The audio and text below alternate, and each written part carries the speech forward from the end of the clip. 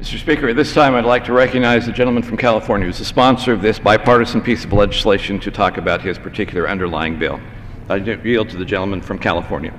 Well, Mr. For Speaker, 5 minutes. Mr. Speaker, I was asking my good friend from Colorado to enter into colloquy with me, and that's okay. But I do want to say that the gentleman from Colorado and myself work in a bipartisan manner. We're both co-chairs of the Mexico-U.S. caucus. We've worked hard on that.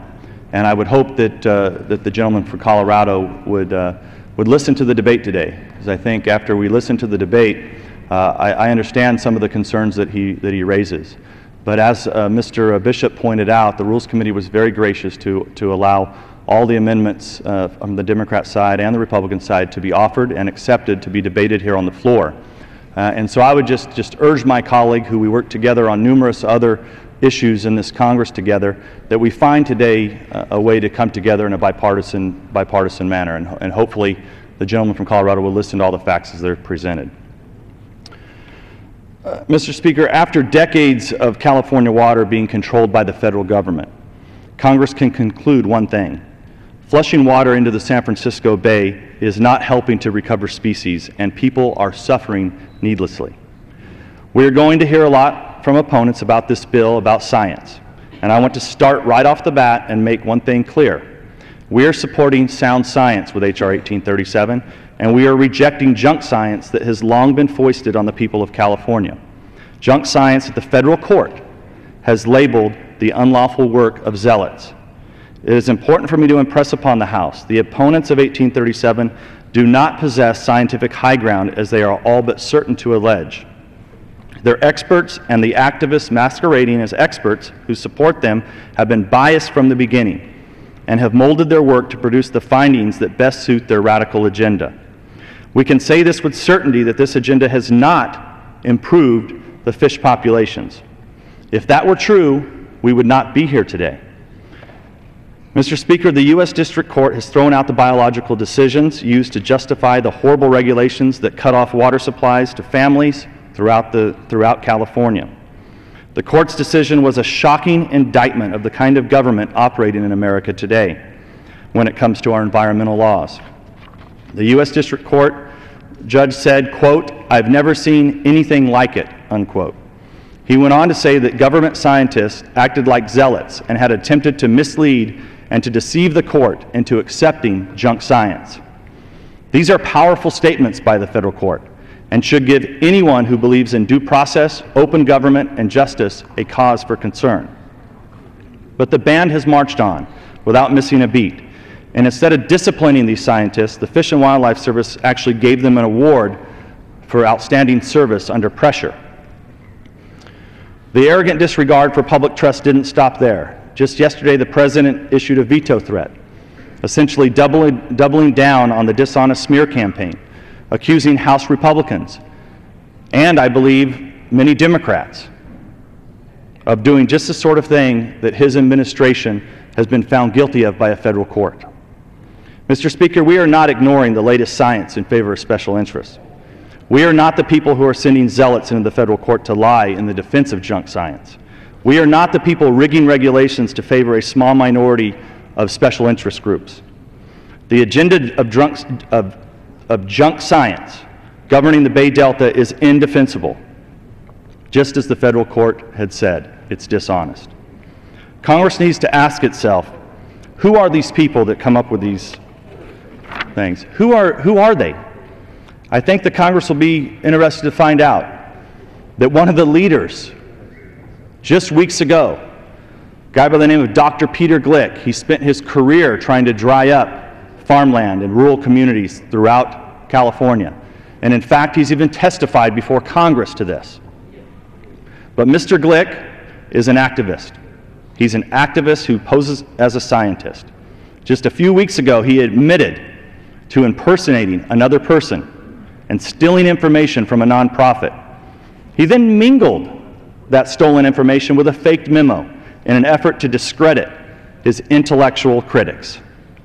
Radicals like Mr. Glick lie, and they make it their mission to destroy scientists who do not agree with their twisted, anti-human views. Meanwhile, they are used by some in this House and as an excuse to take people's water away, to take their private property rights away, to dry up farmland, and worst of all, to justify human suffering. Mr. Speaker, people in our nation's breadbasket are standing in food lines and they're getting carrots that have been imported from China. Their sacrifices have meant nothing to the environment, Mr. Speaker. I yield an extra 30 seconds to the gentleman. Recognized for Mr. Speaker, their sacrifices have done nothing to improve the environment. Fish populations have declined. And I think what we will prove today here in the Congress is that there is a better path forward, and 1837 provides that path forward. So I would urge my not only my Republican colleagues, but my Democrat colleagues to listen to the evidence, and I would urge them to vote for this rule so that we can move on to the debate, so that we can finally restore sanity to California's water system. And with that, Mr. Speaker, I yield back. The gentleman yields back. Mr. Speaker, I had the honor of attending a public hearing in California with the gentleman to my right from California. It was an honor to listen to these people, and I am pleased to yield 5 minutes to the chairman of the subcommittee that worked through this bipartisan bill, Mr. McClintock. The gentleman from California is recognized for 5 minutes. I thank the gentleman for yielding. Mr. Speaker, in 2009 and again in 2010, hundreds of billions of gallons of contracted water were expropriated from California farms and instead dumped into the Pacific Ocean in the name of the Delta Smelt. This tragic policy fallowed hundreds of thousands of acres of some of the most fertile and productive farmland in America. It threw thousands of hard-working families into unemployment. It devastated communities throughout the region. And it created the spectacle of unemployed farm workers standing in food lines to receive carrots imported from China in a region that just a short time before had produced much of American-grown fruits and vegetables. And it contributed to rising grocery prices that families felt far beyond the congressionally created Dust Bowl of California's Central Valley. In the last Congress, the then minority Republicans begged and pleaded for hearings to address this catastrophe. The majority turned a deaf ear. Last year, we returned as the new House majority to take testimony on what could be done to correct this disaster. The result of those hearings is the bill by Mr. Nunes that this rule brings to the floor. This bill restores the water allocations established under the historic Bay Delta Accord in 1994. When that agreement, commanding broad bipartisan support, was signed, Interior Secretary Bruce Babbitt assured all parties, and I quote, "A deal is a deal, and if it turns out that there's a need for additional water, it will come at the expense of the federal government." The water diversions shattered that promise. This bill redeems it. The Federal Central Valley Project is part of a coordinated operating agreement with the State Water Project at California's request and consent. The two are inseparable. In order to protect the water rights of every Californian, this bill brings the full force of federal law to protect those rights so that there is no ambiguity. This protection has earned this provision the support of the Northern California Water Association, representing the water districts that serve the farms and communities and families throughout the areas of origin in California. Now, the opponents have just said, well, this preempts state water rights. It doesn't preempt state water rights. It specifically invokes and protects state water rights against infringement by any bureaucracy, local, state, or federal, a legitimate constitutional function of the federal government established under the 14th Amendment and made essential by the terms of the state-approved joint operating agreement of these intertwined water systems. The bill also restores common sense and practicality to protections for endangered native species like salmon and the Delta smelt. You know, one of the greatest threats to these endangered native species is non-native invasive predators like the striped bass. Indeed, it is common to find striped bass in the Sacramento Delta gorged with endangered salmon smolts and Delta smelt. This bill allows open season on these predators, and it encourages the use of fish hatcheries to assure the perpetuation of thriving native populations of salmon and smelt. It replaces the cost-prohibitive provisions of the San Joaquin River Settlement Act, which contemplates spending an estimated $1 billion to achieve the stated goal of establishing a population of 500 salmon below the Freant Dam. That comes to $2 million per individual fish. This bill replaces the absurd mandate of a year-round cold water fishery on the Hot Valley floor with a warm water fishery that actually acts in concert with the habitat. It removes disincentives in current law that discourage groundwater banking in wet years. It allows the recycling of environmental flows by communities once they've achieved their environmental purpose. Mr. Speaker, the movement for stronger environmental protections began over legitimate concerns to protect our vital natural resources. But like many movements, as it succeeded in its legitimate ends, it also attracted a self-interested constituency that is driven far past the borders of common sense and into the realms of political extremism and outright plunder. This bill replaces the cost-prohibitive and unachievable dictates that caused so much human suffering in California with workable, affordable, and realistic measures based on real science and not what one federal judge rightly called the ideological zealotry of rogue bureaucrats. This debate will determine if we're about to enter a new era when common sense can be restored to our public policy and a sensible balance restored between environmental and human needs. I welcome that debate, and I ask for adoption of the rule to bring it forward. I yield back. The gentleman yields back. The gentleman from Utah reserves. The gentleman from Colorado is recognized. Thank you, Mr. Speaker. It's my honor to yield 2 minutes to the gentleman from New Jersey, Mr. Andrews. The gentleman from New Jersey is recognized for 2 minutes. Without objection. Thank you, Mr. Speaker. I thank my friend for yielding. 174 days ago, the President of the United States came to this floor, made a series of proposals to help small businesses and big businesses create jobs for the American people. Only one element of that jobs plan has been dealt with belatedly, which is an extension of the middle-class tax cut. There's been no vote on a bill to create construction jobs, rebuilding our libraries and schools. No vote on a bill to cut taxes for small businesses that create jobs. No vote on bills that would put our police officers and firefighters back on the job, our teachers back in the classroom. Nothing.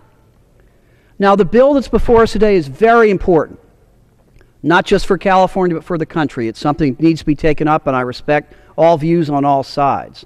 But I think it's time that the House leadership respected the urgent economic problems of this country. Now, since the President came here, there's been another increasingly urgent economic problem, and that is the manipulation of gasoline prices by speculators. And Americans are seeing the consequence of this at the pump every day. Members on our side have some ideas to stop this speculation and stop the pillaging of the wallets of American consumers at the gas pumps every day. Not surprisingly, that's not coming up for a vote either. The priorities of the House are misaligned with the priorities of the American people. Let's put on this floor legislation that creates jobs and gives relief to our people at the fuel pumps. I yield back the balance of my time. The gentleman from New Jersey yields back. The gentleman from Colorado reserves. The gentleman from Utah is recognized. I appreciate the gentleman from New Jersey's comments and would remind him also that the CVPA, the bill that started this problem, was actually authored by the senator from New Jersey at the time, and I appreciate that. This is one of those things we're trying to fix. I will yield gladly 1 minute to the gentleman from Nebraska, Mr. Terry. Thank you. The gentleman from Nebraska is recognized. Mr. Speaker, I first want to mention this to my friend from New Jersey, that we have several bills, including Keystone Pipeline, sitting over the Senate, will create tens of thousands, maybe hundreds of thousands of jobs. But yet Harry Reid does not seem that he would like to bring those to the floor. So we're doing our job here.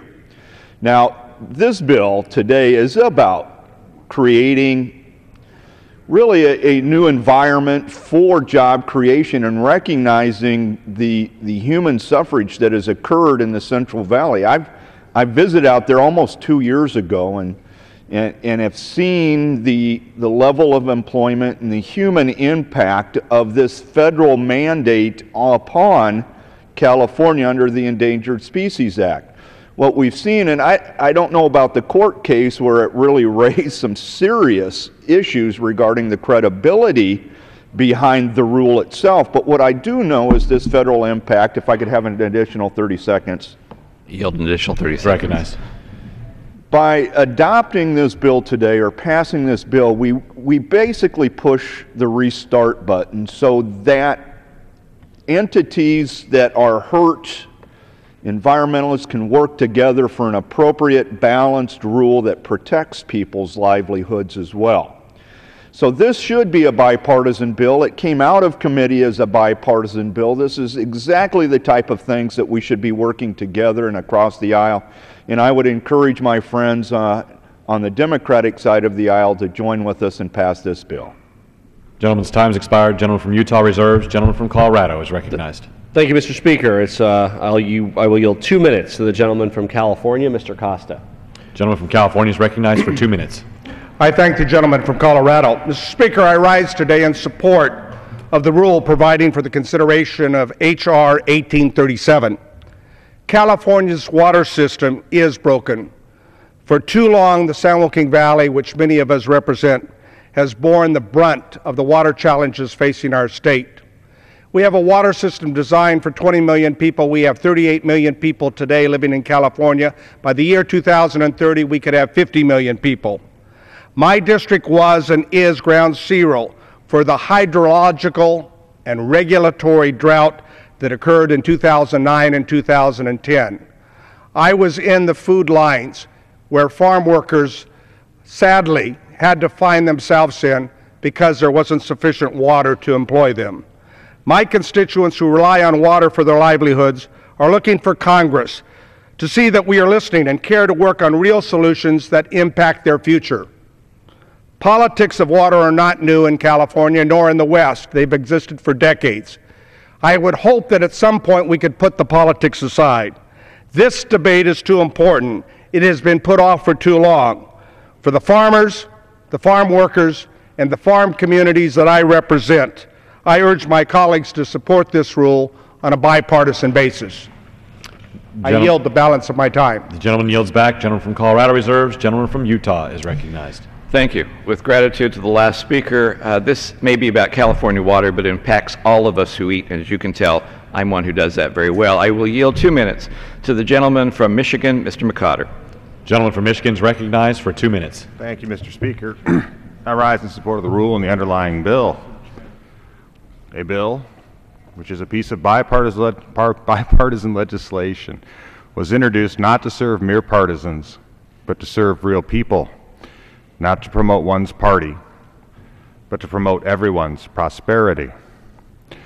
And I say this in a true spirit of inclusion, as someone who comes from a manufacturing state, one whose auto companies stared into the abyss of potential bankruptcy.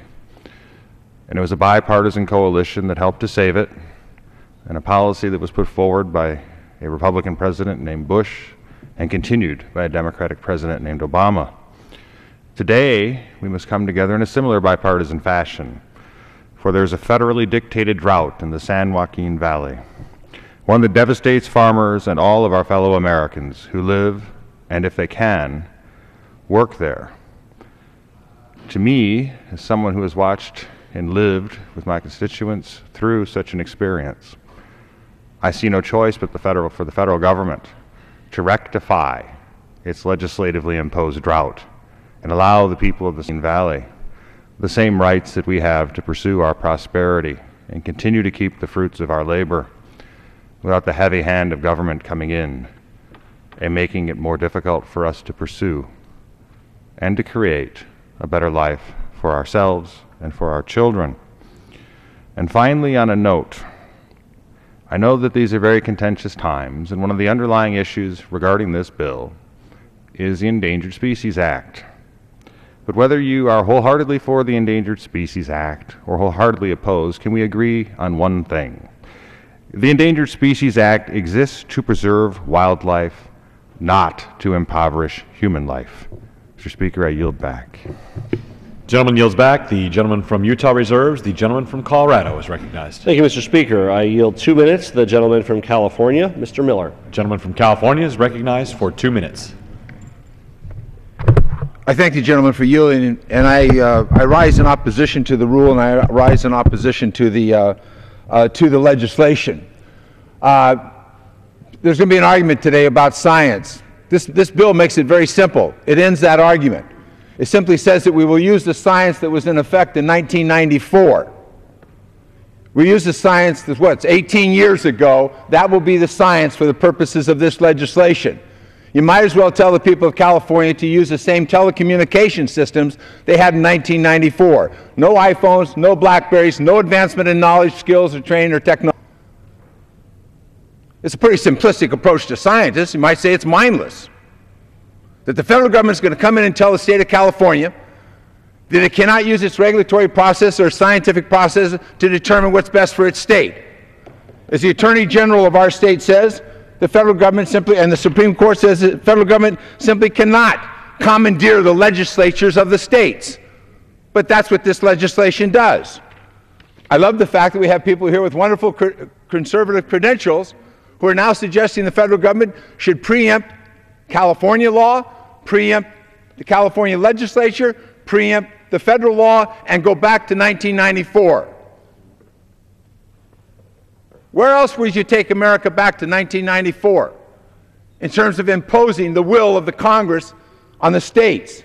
And that's why almost all of the western states, their water agencies, their executive offices oppose this legislation, because this is the greatest preemption of state water rights in the history of this country. The people who are supporting this, these heavily subsidized farmers who have more than 1 or 2 or 3 subsidies from the federal government to grow their crops, are now insisting that the federal government take what is a contract right. It's a contract right. It's not a, that's it. They want to turn it into perpetuity. They want the water in perpetuity, and the hell with the rest of the state of California. That obviously isn't acceptable. That's not acceptable to any member of this Congress about their own state. Why is it acceptable all of a sudden to do that to the state of California? You simply cannot do this. We have in place a process that is working today for the first time in 40 years. And that's why the Resources Director of the state of California, that's why both of our senators are opposed to this process, because this group of people have never come together in the last 40 years to work on California problems. The urban users, the rural users, the ag interest, the manufacturing interest, the municipal interest, with the blessings of the state legislature that set out the guidelines, that set out the goals, that set out the purposes. That's going on today. Every party to that agreement, except for this select few of special interest. This party is the only party that says blow it up. Use the United States Congress to blow up a process that for the first time has the possibility of solving the water problems in this state and making it sustainable for agriculture, for the environment, for manufacturing, and for municipal use in our state. Yes, we have a tough problem. We have 30 million people. The drought that they talk about that was imposed, may I want to additional 30 seconds. Gentleman's recognized that was for 30 a statewide seconds. drought. Yes, they lost some employment in farm work, but in fact, agricultural employment, even through the drought, was pretty stable. The big employments in the Central Valley came because we were selling homes to people who couldn't pay for them. That was the crash. It was the first place and the longest crash that we have in this country in terms of mortgages and the loss of the people who were working in those trades. But that drought was felt across the state. Thousands of people lost their jobs in tourism in Northern California, in commercial fisheries, in recreational fisheries, in the bait shops, in the support services, all across our state. That drought was an equal destroyer of this California economy from north to south. Don't wreck this opportunity for California to settle California's Gentleman's time problem. expired. The gentleman from Colorado reserves. The gentleman from Utah is recognized. I reserve. Gentleman from Utah reserves. Gentleman from Colorado. Thank you, Mr. Speaker. If we defeat the previous question, I'll offer an amendment to the rule to provide that immediately after the House adopts this rule, it will bring up H.R. 964, the Federal Price Gouging Prevention Act. Mr. Andrews mentioned that rather than discussing this, why aren't we tackling the big issues of the day, such as gas prices? Well, my colleague from New York, Mr. Bishop, has a proposal to do just that. To talk about his proposal, I'll yield 2.5 minutes to the gentleman from New York, Mr. Bishop. Gentleman from New York is recognized for 2.5 minutes. Thank you, Mr. Speaker, and I thank the gentleman for yielding. Mr. Speaker, I rise in opposition to this rule and urge the House to defeat the previous question so we can bring to the floor my bill today that would have an immediate impact on lowering gas prices. Leap Day arrives more often than a Republican energy plan. A year ago, when it became clear that the Republican leadership wouldn't help Americans fight rising gas prices, I introduced a bill that this motion is modeled after to crack down on speculation, which forces prices up artificially. This legislation makes it illegal to sell gasoline at excessive prices and prevents big oil from taking advantage of consumers by manipulating prices. This is real help for consumers in a tough economy. Domestic oil output is the highest it's been for 8 years. In fact, we've become a net exporter of gasoline, unable to consume all that we produce. And yet it's clear speculators are behind the spike in prices. They will never take delivery of oil, but they make up 64% of the market. When speculators place their bets that prices will rise, it follows that actual prices will rise. They have for 21 straight days. In that time, the average price per gallon went up 60 cents in my district. Still, the Republican leadership has yet to address market manipulation or turn off the spigot of subsidies for big oil, which made a record high $137 billion in profits last year, and that's up 75% from the profits they realized in 2010. We could invest in an energy plan that further expands domestic production, develops renewable sources, and forges a long-term strategy that weans us off Middle Eastern oil and protects consumers from rising gas prices over the long run. Mr. Speaker, let's make a leap to support American families by striking at the heart of rising gas prices. To that end, I urge my colleagues to support this motion. I yield back the balance of my time. The gentleman yields back. The gentleman from Colorado reserves. The gentleman from Utah. I reserve. Gentleman from Utah reserves. Gentleman from Colorado. Thank you, Mr. Speaker. I yield 2 minutes to the gentleman from California, Mr. Garamendi. The gentleman from California is recognized for 2 minutes. Thank you, Mr. Speaker. I want to talk about two issues here, one of which was discussed by my colleague from California, which is the bill that will be up later this afternoon. While the rule allows for amendments, some of the amendments that were proposed are not going to be before us. Specifically, this bill is a blatant attempt to do two things. One, steal 800,000 acre-feet of water and transfer it to heavily subsidized farmers on the west side of the San Joaquin Valley. And secondly, completely overrule and override state law. And that's, I suppose, why states such as Colorado, Montana, New Mexico, Oregon, Wyoming, and the Western States Water Council, which is composed of the representatives of the governors of 16 western states, are all opposed to this bill. This is a terrible precedent. If you care anything about your state's ability to control their own destiny insofar as water is concerned, you do not want this bill to pass, because it is a blatant attempt by the West Side farmers to simply grab water and take total control of the California water system. It blows away all of the environmental laws of the federal government and all of the environmental laws of the state of California, and even overrides the state constitution. I cannot think of a worse policy for anyone to be supporting if you care anything at all about states' rights. In addition to that, the bill totally destroys the efforts that have been underway to solve the problems that do exist in California water. There is absolutely not one new drop of water in this bill, but there is 800,000 acre-feet stolen and delivered to the southern water contractors. For many, many reasons, it ought to be defeated. And briefly on Mr. Bishop's attempt to have his bill heard on this floor, not a bad idea. And consider for a moment that there's 26 million gallons of gasoline exported from the United States every day.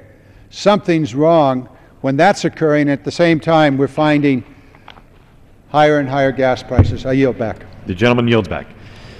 Gentleman from Colorado continues to reserve. The gentleman from Utah is recognized.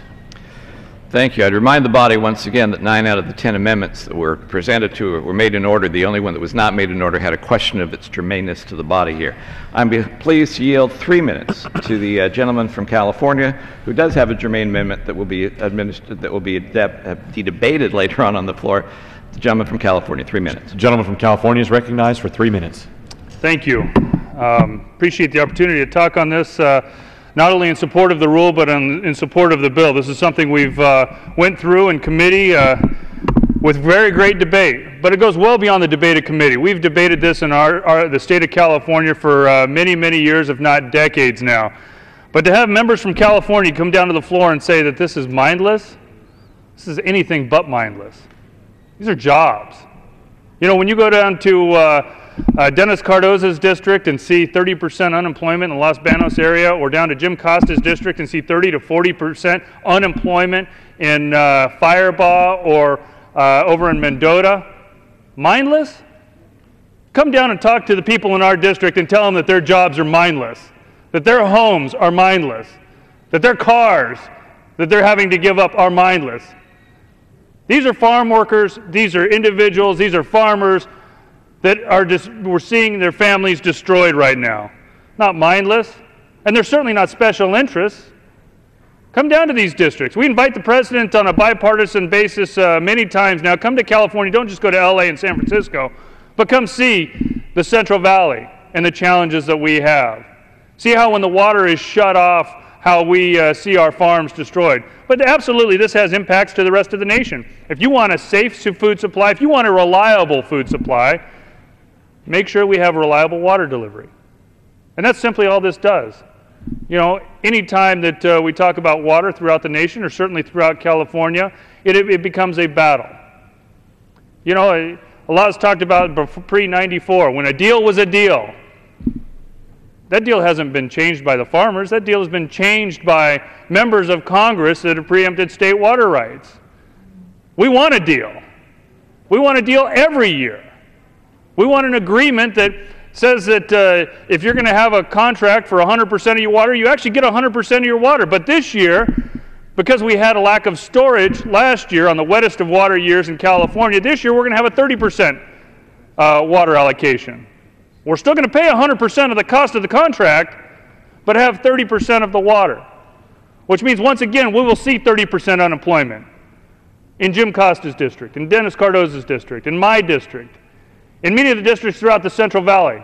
So before you start to ignore many of our agriculture acres and many of the jobs that go with it, let's come together in a bipartisan fashion, as we've done in the committee level, as we've done elsewhere within the state, but making sure that Republicans and Democrats are working together, but more importantly, that the House and Senate are working together.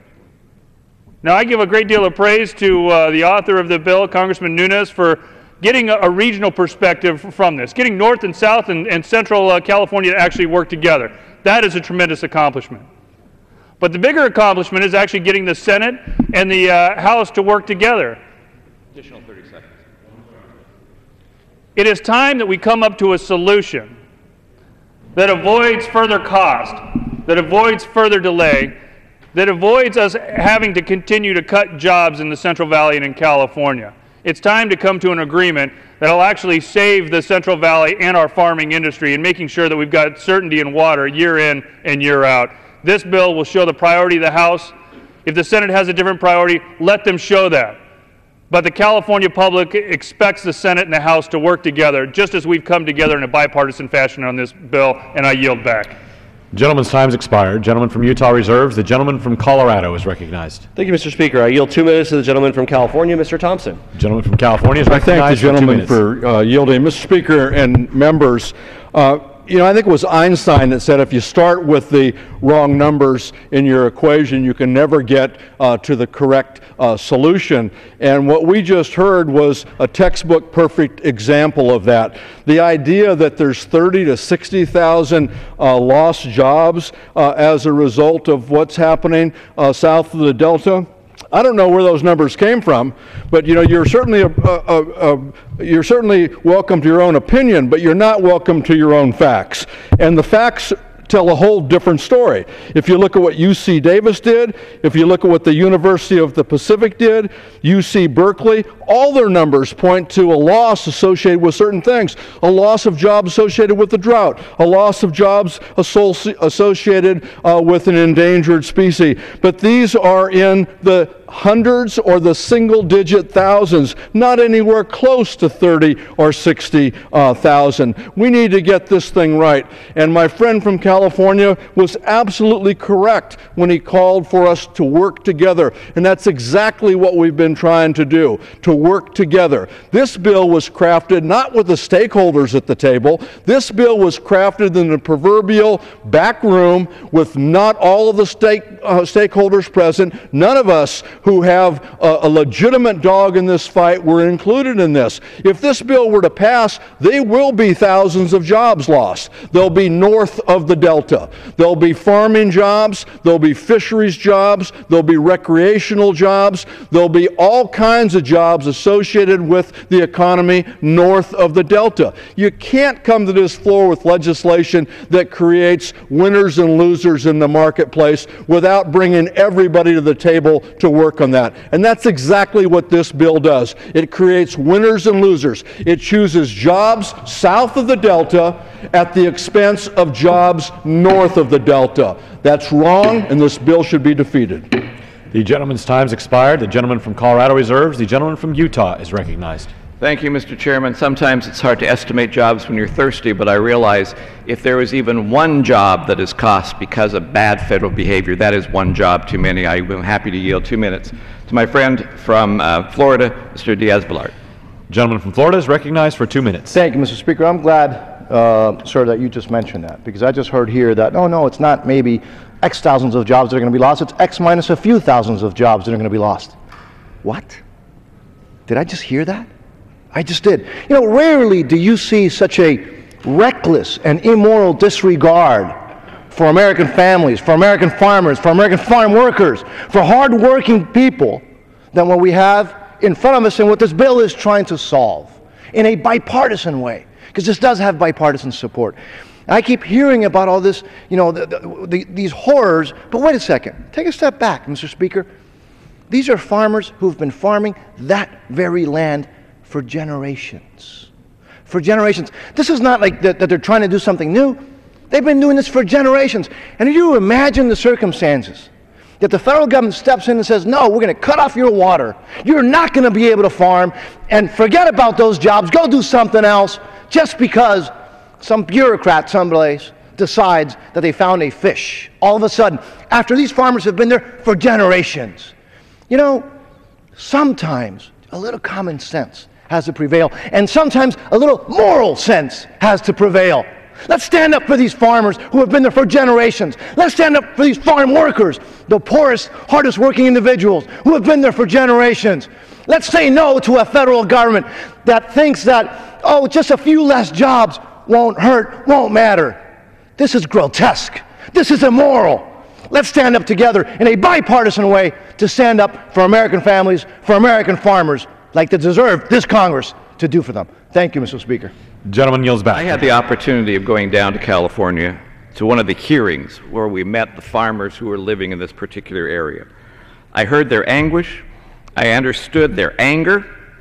Their ability to make a living was being prohibited while we in Congress simply talked about unrealistic concepts. They were living in pain while we continued to talk, and actually our actions and talking were causing that particular pain. This bill is about trying to help people. This is time to put people in the forefront and put our ideology behind so that we can solve a problem that has been caused by us. Actually, Mr. Speaker, I'll take what time I may consume. The gentleman's recognized. Thank you. This effort is to put forward legislation that creates harms that are inflicted by onerous, extreme, completely unbalanced federal regulations, which too often seem to favor a narrow special interest group constituency as opposed to a balanced approach to protect our environment while considering jobs and the needs of real human people. As many has been said already, our colleagues have put forth a program which unfortunately is causing massive unemployment in the San Joaquin Valley, causing thousands of acres of which were the most productive farmland to go fallow, and risks turning this productive area into a dust bowl, causing soil erosion. These are negative environmental and economic impacts that were not considered in the federal government's original decision, but ought to have been and should be considered now. The unfortunate reality is that California's Central Valley is one place where our actions and other regulations have had a negative impact on the country, leaving those farmers in danger, but also affecting all of us. If you are an artichoke lover, which I am not, 98% of those that sold in the supermarket are raised in San Joaquin Valley of California. For those that enjoy walnuts, I'm now 0 for 2, or almonds and garlic, which I finally like, 98% of those supplies come from California. Nearly all the domestic avocados, the nectarines, are raised in California. Just for the record, I'm 3 out of 6 for those particular food items. California's man-made drought does not just impact Californians. It touches each and every one of us in some way. The next time we go to the grocery store and stop and take a look at where these products are coming, the chances are it's pretty good they're coming from California's Central Valley. You can nearly have a complete food meal group just by looking at what comes out of a 10 square mile area in Central Valley of California. As prices continue to rise at the grocery store for fresh produce of all kinds, you can be assured that some of the main drivers of those increased costs come from a combination of skyrocketing fuel costs under this administration's poor domestic energy production policies, as well as less domestic food caused by this water diversion. And ironically and sadly, in recent years, since the federal water takings, and that's takings by the federal government, more and more produce has found its way from other foreign sources to replace what should have been produced in our own particular country. This bill addresses that problem in a positive way by reinstating water rights to farmers from water that was unjustly taken away by federal regulations. With that, Mr. Speaker, I reserve the balance of my time. The gentleman from Utah reserves. The gentleman from Colorado is recognized. I inquire of the gentleman if any additional speakers have presented themselves on his side. I think I'm the last one. Okay, then I'm prepared to close, and I will yield myself the balance of my time. The gentleman from Colorado is recognized. Mr. Speaker, I ask unanimous consent to insert the text of the previous question amendment in the record along with extraneous material immediately prior to the vote on the previous question. Without objection.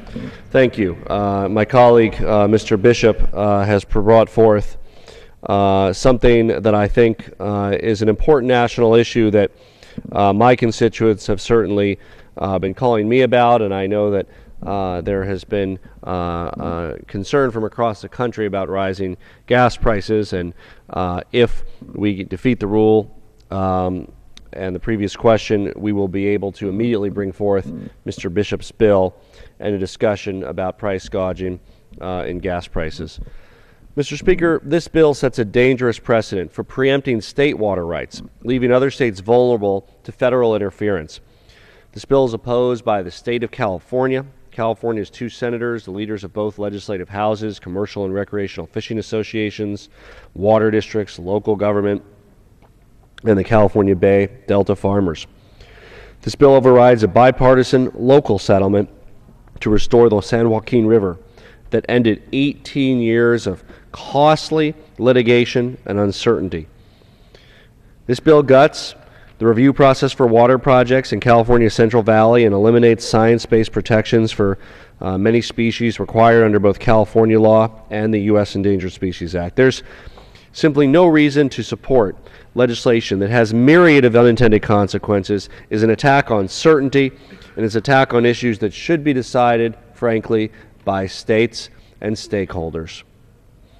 H.R. 1837 would eliminate desperately needed protections for fisheries, threatening thousands of fishing jobs and millions of dollars in income that sustains families, as evidenced by the impact seen during the first ever closures of California salmon fisheries in 2008 and 2009 due to collapsing runs.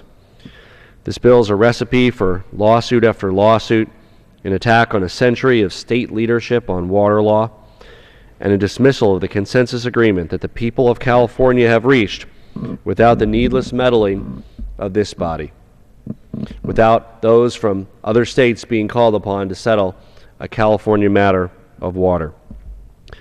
Mr. Speaker, this bill is a solution in search of a problem, a bill that ends up creating more problems for more people than the problem it's trying to solve. Simply put, this bill is cutting off the nose to spite the face.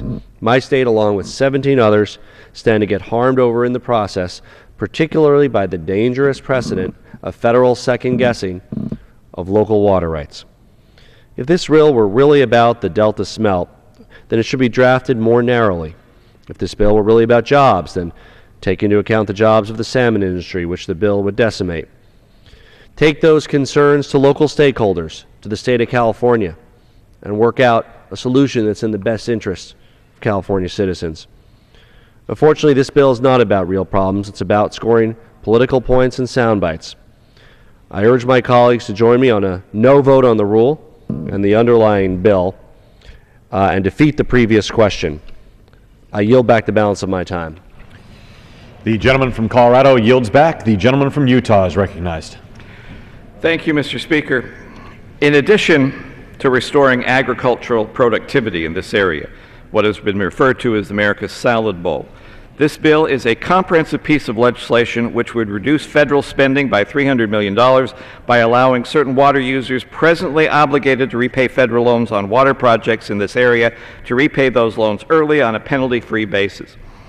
This is a bill that, in addition, as we are facing unprecedented debt, this bill would stop wasteful spending, terminates over $1 billion in unproven and unnecessary federal spending projects, and it codifies the historic, previously agreed upon bipartisan state and federal agreement known as the Bay Delta Accord. It's pro-environment by restoring warm water fish habitats. It also protects Northern California waterfowl habitat and still helps those who are trying to make a living as farmers in this area. You know, Mr. Speaker, in this body, we always use comparatives and superlatives at the drop of the hat, or any other cliche you wish to use. If a bird flies over this Capitol, we will talk about it in superlatives. We often do that. We talk about bills being so important. In this case, I think superlatives are appropriate. This is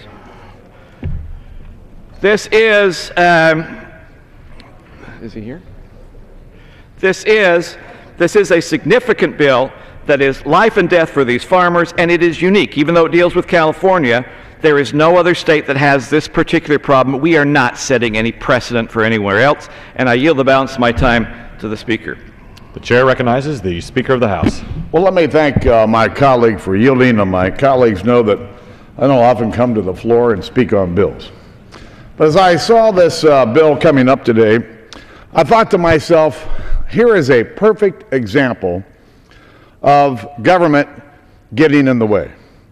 You know, I never thought my wildest dreams I'd ever run for public office, ever seek to come here to Congress. But as a small businessman, I was concerned about the ever-growing size of the federal government, the ever-growing reach of the federal government. I saw it in my own business, I saw it with my suppliers, saw it with my customers.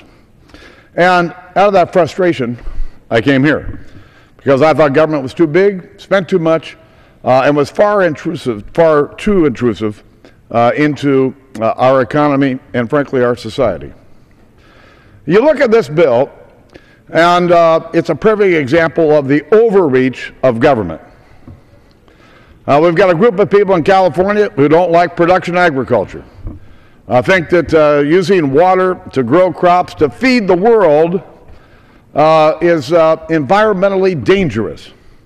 And they're using a law for the Endangered Species Law for what I would describe as an unintended purpose. They're using the law to shut down production agriculture that they don't like and abusing a law that was created by this Congress. It is wrong, and it should not stand. Secondly, here we are in a country where the American people are asking, where are the jobs? The President says he's doing everything he can to help create more jobs in America. Well, here's a situation where we've got tens of thousands of farmers and those who work on those farms in the Central Valley of California being denied the use of their own land, being denied the labor to feed their own families because someone is abusing the law. This is a good bill and not a pass. Gentleman may proceed. Thank you, Mr. Chairman. I yield myself as much time as I may consume. Gentleman's recognized. Mr. Chairman, I rise in strong support of H.R. 1837, the Sacramento-San Joaquin Valley Water Reliability Act. Like California, my Central Washington district is heavily dependent on irrigated water to support my agriculture industry. I understand the importance of having a stable, reliable water supply. I've witnessed how government regulations and environmental lawsuits can create conflicts where people and jobs are the losers. However, Mr. Chairman, I have never seen anything like the economic devastation that California's San Joaquin Valley has experienced as a direct result of federal policies that restrict water supplies and that created this man-made drought. In 2009, federal regulations to protect an endangered species, 3-inch fish, led to the deliberate diversion. Mr. Chairman, the House. Will the gentleman suspend? The committee is not in order.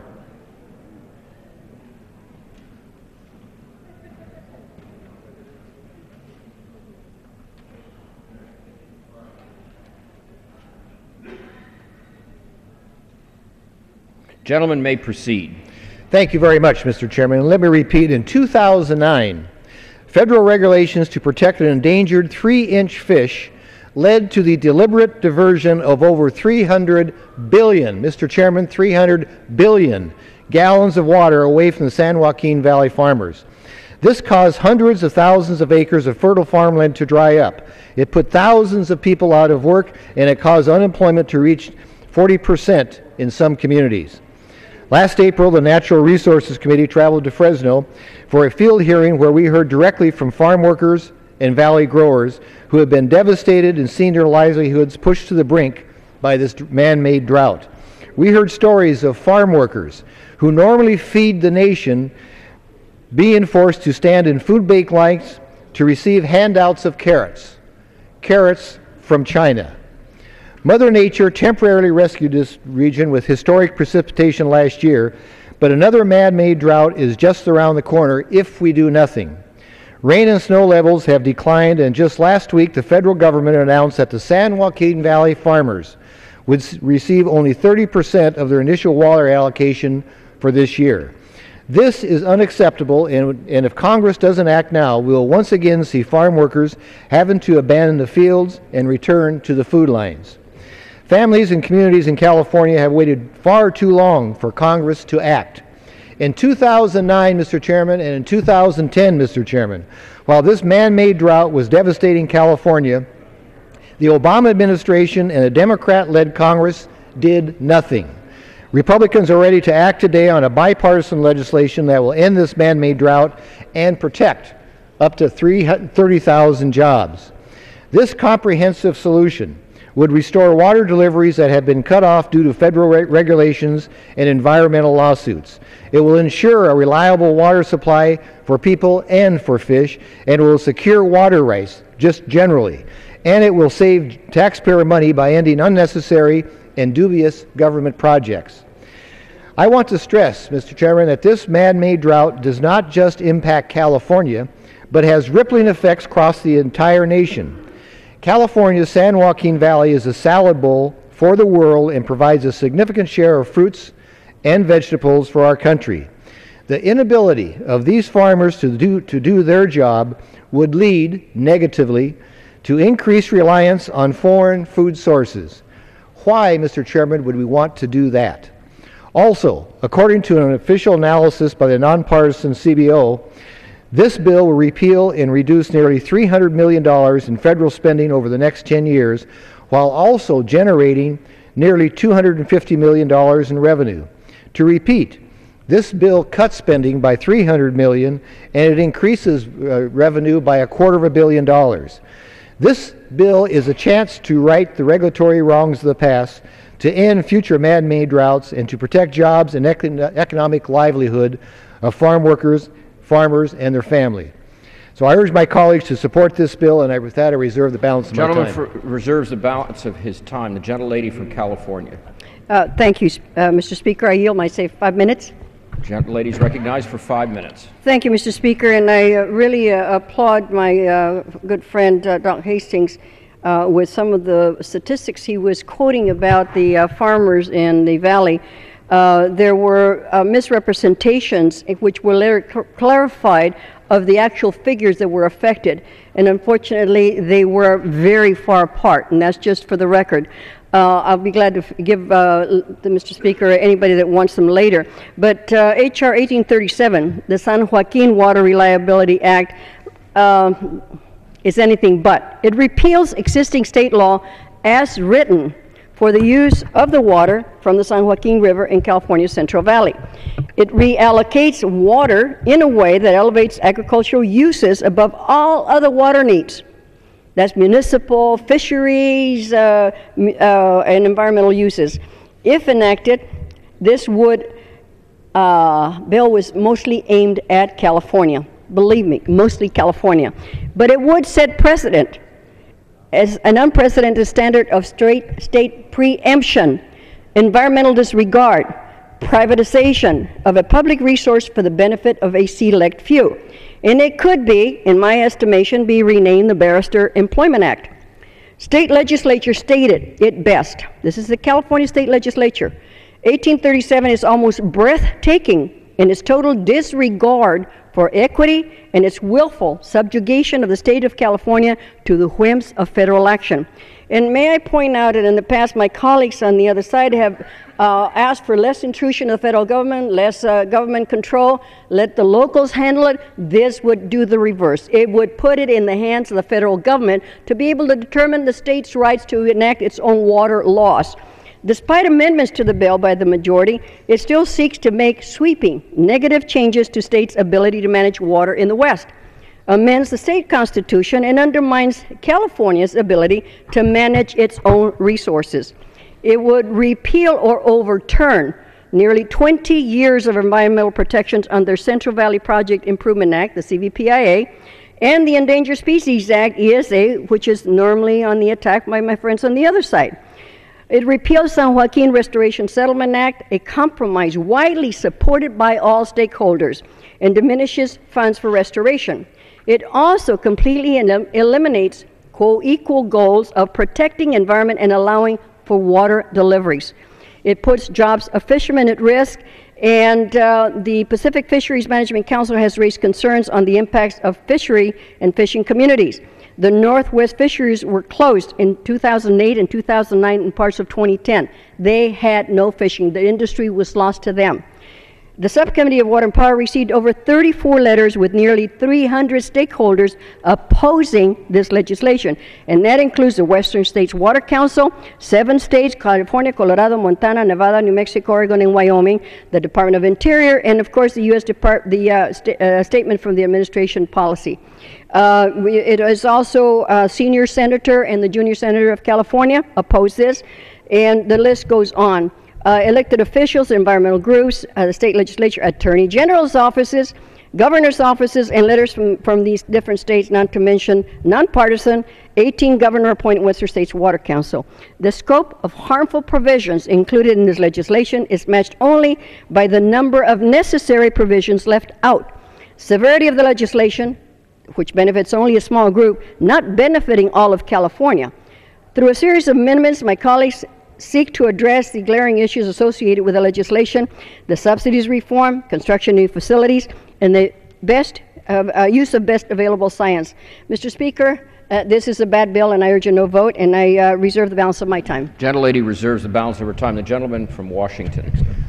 Thank you, Mr. Chair. Mr. Chairman, I'm very pleased to yield 5 minutes to the chairman of the subcommittee that developed this legislation on the Natural Resources Committee, the gentleman from California, Mr. McClintock. The gentleman from California is recognized for 5 minutes. I thank the gentleman for yielding, and I compliment the gentlelady from California on stating the opposite of this bill with remarkable precision. It does not repeal 20 years of California water law. It restores it by restoring the allocation that was agreed to by a broad bipartisan coalition in the Bay Delta Accords in 1994. In fact, at the time, the Democratic Interior Secretary Bruce Babbitt assured all parties that this agreement would be honored by the state and federal governments. His promise was broken first by his own department and most recently when a federal court deemed the Delta smelt to be more important than the livelihoods of thousands of Central Valley farm workers. Hundreds of billions of gallons of water that these communities had already paid for and depended upon were simply expropriated and blissfully and cavalierly dumped into the Pacific Ocean, turning much of California's fertile Central Valley into a dust bowl. This bill redeems the promise made to the people of California and restores the allocations that were agreed to. And we hear, well, that was then and this is now and the science has changed. Well, what they are referring to is not science. It is ideology masquerading as science. In 2010, their claims were thrown out of the federal court, which cited ideological zealots who had attempted to, in the words of the court, quote, mislead and to deceive the court into accepting what is not only not the best science, it's not science. The science is this. The Northwest Fisheries Science Center determined the Pacific Decadal Oscillation is a principal factor in the salmon migration, ocean currents. The California Department of Water Resources determined that pumps which deliver water to the Central Valley had a negligible influence on salmon and delta smelt migration.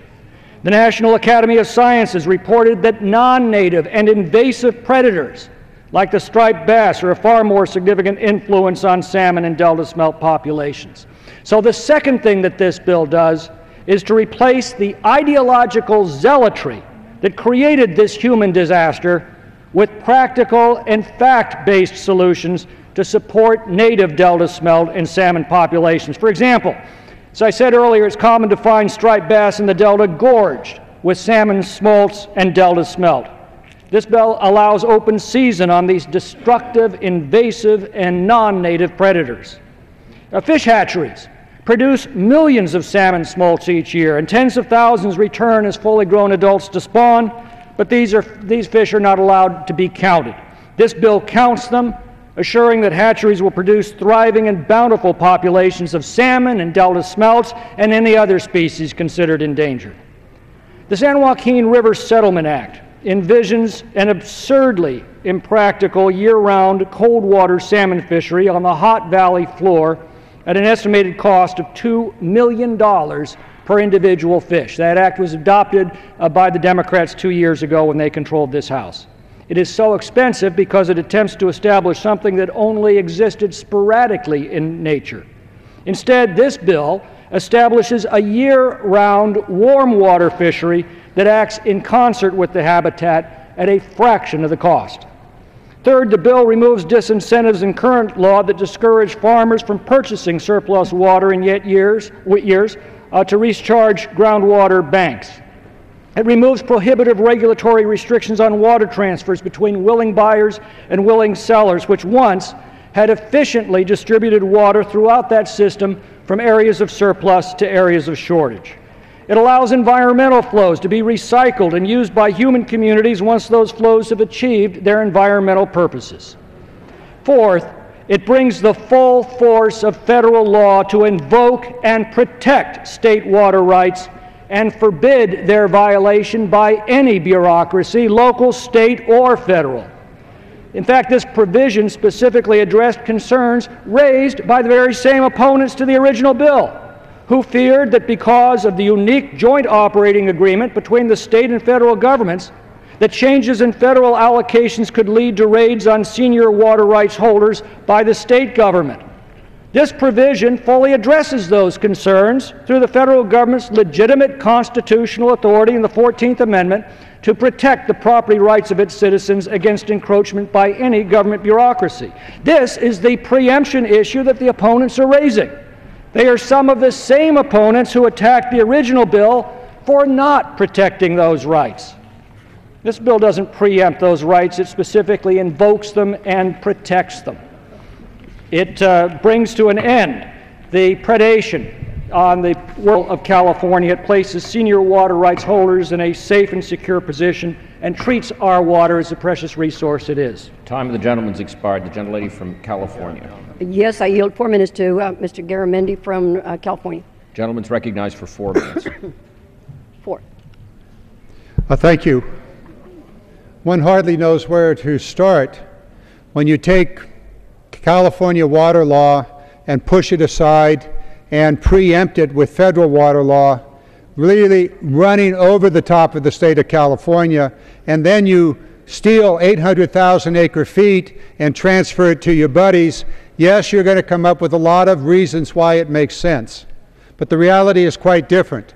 Let us understand very clearly here that 150 years of California water law is thrown out, and a new federal law is put in place that preempts California water law. The 1994 Cal-Fed agreement was an interim agreement. It was never, ever intended to be a permanent statutory agreement on how water would be delivered in California. In addition to that, let me understand, yes, I see your little chart over there that you're going to throw up. That was 1994, and it said precisely what we ought to do today. And that is, today, we ought to be working together to solve the problems of California water. And guess what? California is. With this law in place, it won't happen. The ability of California to work together to solve its problems are thrown out.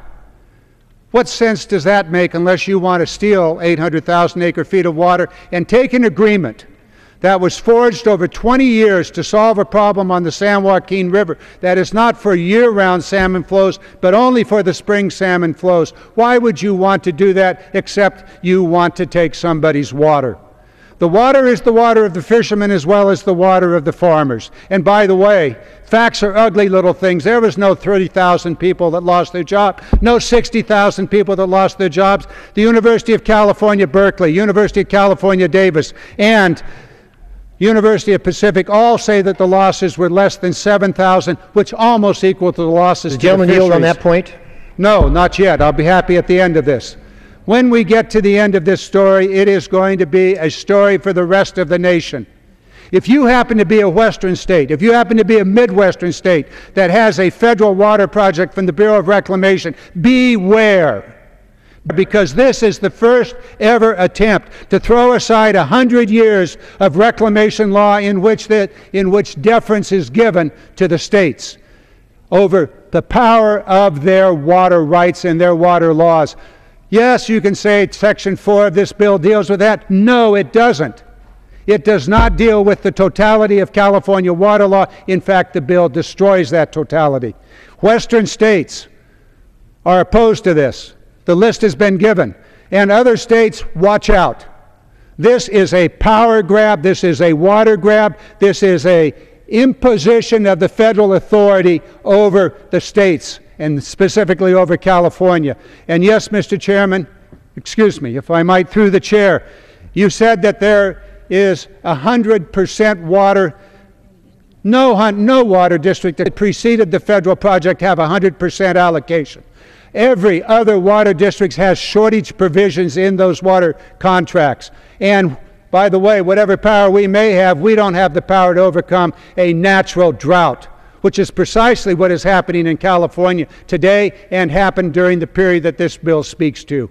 It was a natural drought. Yes, there were restrictions placed on the pumps, restrictions that were necessary to protect an endangered species. And by the way, the judge that you cited, the day after, 45 days after he quit, he took a job with the water contractor that is supporting this bill. Figure it out yourself. Figure out what's going on here. This is a theft of 800,000 acre-feet of environmental water. This is an overturning of California water law, and we ought not do it. I have no more time. The time of the gentleman's expired. The chair would remind members to address their remarks to the chair. Gentleman from Washington. Mr. Chairman, before I yield to the sponsor of this legislation, I yield myself 30 seconds to simply point out recognized for 30 that seconds. the statistics I use as it relates to unemployment comes from Fresno County. That is a county where all of this was impacted. The statistics that were cited by my friends across the aisle were from outside that area. Second point I want to make, I have letters here from 14 senators and 18 members of the California legislature, and at the appropriate time I'll insert their letters in the record. And at this time I am very pleased to yield 3 minutes to the sponsor of this legislation and a gentleman who has been an absolute leader on bringing this to the national attention, Mr. Nunes from California. Gentleman from California is recognized for 3 minutes. Thank you, Mr. Speaker. And I would like to remind the gentleman from California, facts are a funny thing, and the Deputy Undersecretary approved this bipartisan agreement in 1994. I would remind the gentleman also that I defended his right in the Rules Committee. Mr. Speaker, I defended the right of the Democrats to have all their amendments made in order. So, Mr. Speaker, when the federal government began to pass state preemptions to take their water away, you can see here, Mr. Speaker, that right around this time, up until this time, we had full water allotments throughout California. Yes, when there's a drought, there were a few years where we didn't have water, but look at the chaos that has erupted since. This is an important point. So the Congress, by using state preemptions, has managed to take water away from cities, communities, and families. Now they claim, the opponents of this bill claim that somehow that the salmon population is decreasing. But we can see here in this graph at the bottom, and I know it may be hard for some folks to see, but the water exports are here. The green represents total water that flowed into the delta throughout the last 25 years. The red line indicates salmon populations. And lo and behold, there's no correlation between the water inflow into the delta and salmon population. But I will agree that the salmon population has declined. And this bill begins to fix that problem. Why? Because the delta smelt and the salmon are being eaten by predator fish that are non-native to the delta. Let me say that again. Striped bass, non-native to the delta. This is scientific evidence. This shows as the bass population has increased, the smelt population has declined. And this bill rectifies this. This bill allows fishermen to fish for the non-native species. So what this is about, we are shutting off the water to Californians and to their families because of the delta smelt right here.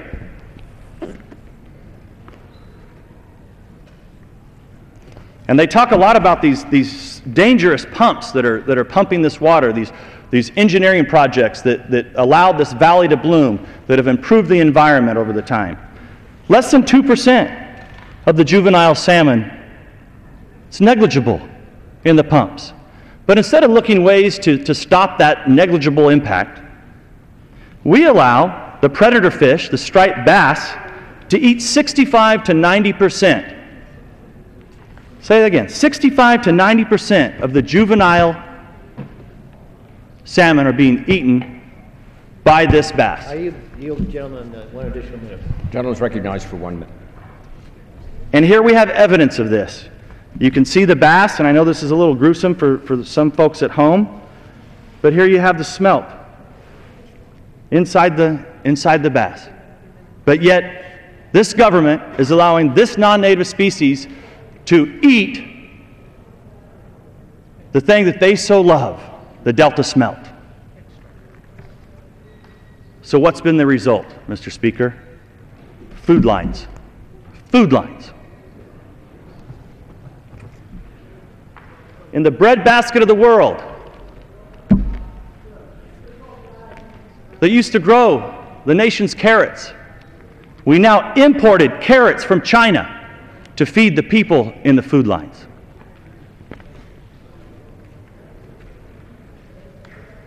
This is what this is about, Mr. Speaker. This is what this is about.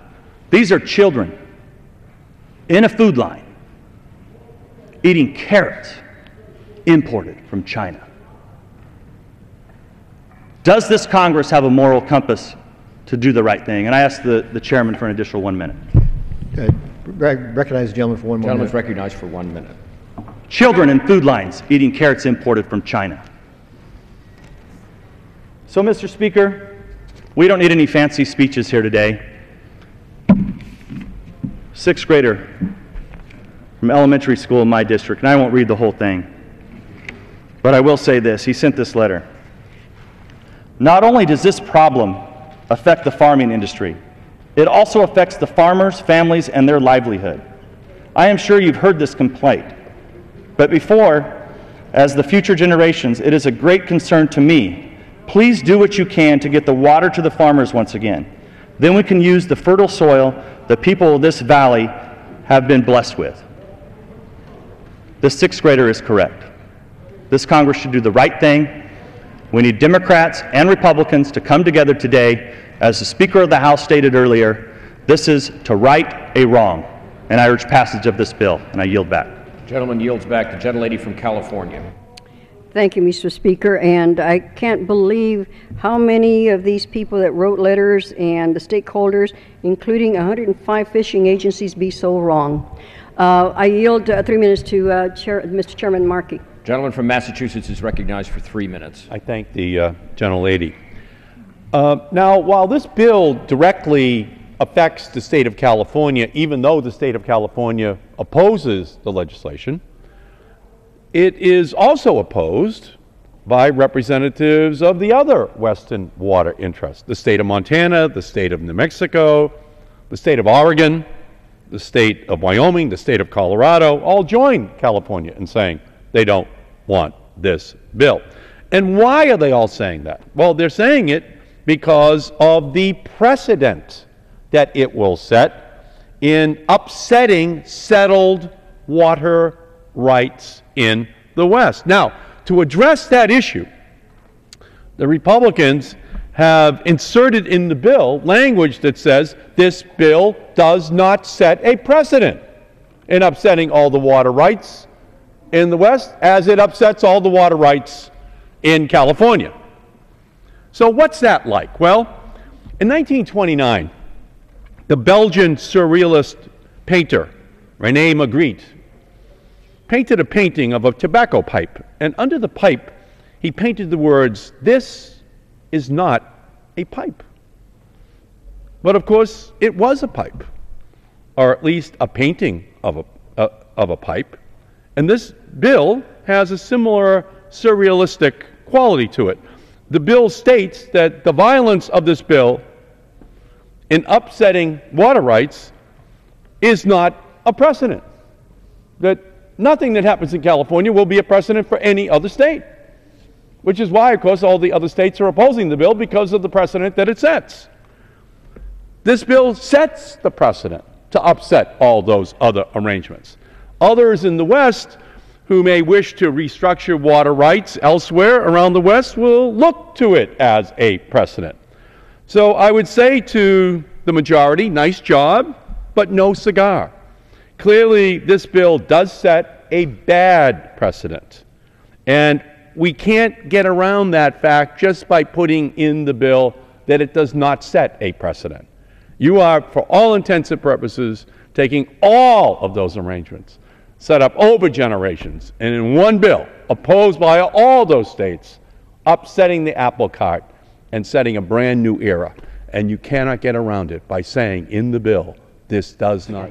I thank the gentlewoman. Mr. Speaker, I rise to discuss a matter of great importance to my constituents in the San Joaquin Valley, and that's the future of our water supply. More importantly, it's our nation's food supply and therefore an important part of the world's food supply. H.R. 1837 is not perfect. It has issues I think the authors should seriously consider, but I am supporting the legislation today because of a number of important provisions it contains. Title I and III of the legislation aim to address the biggest challenges for water supply in California. In 2009 and 2010, Valley communities suffered through a hydrological and regulatory drought that was insufferable. This year we are again faced with below average snowpack in the mountains and may see as little as a 30% allocation for water in our area. My congressional district is the most impacted in California by this shortfall. Farmers, farm workers, and farm communities that live in my district is what I'm talking about. Our water system is broken in California, but while we're trying to fix it, we need operational flexibility while we continue to work on the long-term issues of the Bay Delta Conservation Plan. We should be discussing more constructive ways in which we can work together. Title II of this measure repeals and replaces the San Joaquin River Restoration Act. Well, after 18 years of litigation, the parties involved decided to reach an out-of-court settlement agreement. We can all dispute that, but it was those 22 districts, local government, that we respected who asked them to codify their out-of-court settlement agreement. I note that the Bryant Water District Authority, continues to oppose Title II of the bill, as do many of the districts who were involved with the writing and the negotiation of the settlement agreement. Now, we do have problems with the implementation of the program. Congressman Cardozo and I will tell you, from the schedule to cost to third-party impacts for the fulfillment of the water management goal, which is critical to the water users. These issues need to be addressed. But simply repealing the settlement agreement won't solve any of these problems, in my view. In fact, I'm certain they'll be back in court the next day, and that's not solving a problem. We have had a long history of working on a bipartisan basis in California and in the San Joaquin Valley among our representatives on water. It frustrates me to see the division on the House floor that has politicized this situation and arguably does people that I represent. I have always been willing to work on both sides of the aisle, with the Senate, with the administration, to get things done for our valley, and I've done it throughout my career. But unless we are willing to work with Senator Feinstein, who I know wants to be helpful, I predict this measure today, as it is proposed, will never be heard in the United States Senate. Therefore, we will never bring an additional single drop of water to our region that is desperately needed of more water. I can think that we can do better for our constituents by working together on a bipartisan basis with both houses to develop and implement solutions both in the long term and the short term. These are the efforts that really will increase our water supply, which all Californians need to and deserve to have. I yield the balance of my time. Gentleman yields back. Gentleman from Washington. Mr. Chairman, how much time on both sides? The gentleman from Washington has 12 and a half minutes remaining, and the gentlelady from California has 15 and a half minutes remaining. Gentleman from Washington. Mr. Chairman, I am very pleased to yield 3 minutes to a new member from California who represents part of this area that has been devastated and who is an integral player on developing this legislation, Mr. Denham from California. Gentleman's recognized for 3 minutes. Thank you, Mr. Chairman. Thank you, Mr. Speaker. You know, a lot has been said about our area of the state, where you have 30 to 40% unemployment in some areas. It's not a Republican issue. It's not a Democrat issue. It is an American jobs issue to put people back to work. And some people say, well, those aren't the kind of jobs that we want. You know, it's a dusty, dirty way to earn a living. Yeah, it is dusty. It is dirty. I'm a farmer. And without water, you shut down not only my farm, but you shut down farms throughout the valley. You shut off our food supply. You shut off all of those jobs that desperately rely on water. Now, a lot of people like to talk about a deal is a deal. Back in '94, we had this grand deal, and it took CVPIA water, took 800,000 acre-feet for environmental purposes. The deal was that water was supposed to be replaced. Department of the Interior never did that. Just stole 800,000 acre-feet of water, which still has to be paid for by the contracts. But nevertheless, we need to make sure that our valley farmers are held whole. Well, let me talk about a couple of the different issues that are within this bill. You know, again, this is about our priorities as a House. The Senate may or may not agree with them. But we'll never know if we don't have the debate.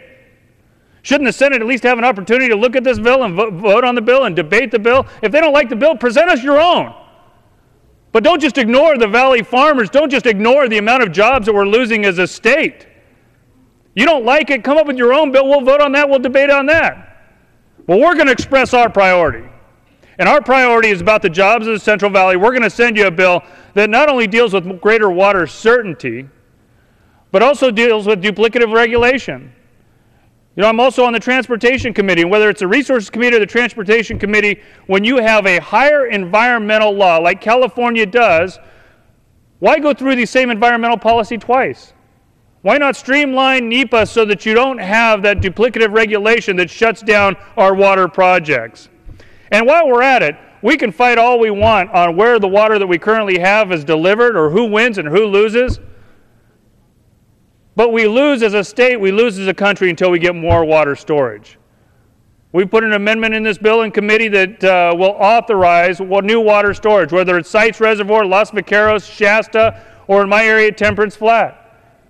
But we have to have more off-stream storage. And in Los Vaqueros, in Congressman Garamendi's own district, in his own backyard, we can have water storage today without any cost to the federal taxpayers. Where we've got users that are willing to pay for more water storage and the water is desperately needed, why wouldn't we approve those projects? That's authorized in this bill. This bill deals with certainty. This does deal with a number of years of a problem, and it certainly deals with drought years as well as certainty in wet years. But it also deals with greater water storage. So if you want to end this debate once and for all, let's make sure we keep up with the population growth of California. Let's have greater water storage, and let's solve this problem so that we don't have the double-digit unemployment in the Central Valley. I yield back. Gentleman's time has expired. The gentlelady from California. Thank you, Mr. Speaker. And I must mention that California agriculture had the biggest banner year during that period. In other words, they made in the billions more than they had in prior years during this drought. So with that, I'd like to yield 3 minutes to Mr. McNerney from California. Gentleman from California is recognized for 3 minutes. Mr. Speaker, someone needs to stand up and defend the Delta. I'm standing to express my strong opposition to H.R. 1837. This legislation will do tremendous damage and harm to the San Joaquin Delta, an area that I'm honored to represent. The San Joaquin Delta is a treasure for California and the entire nation. The Delta flows through 5 counties and sustains major cities, small towns, and lush farmland.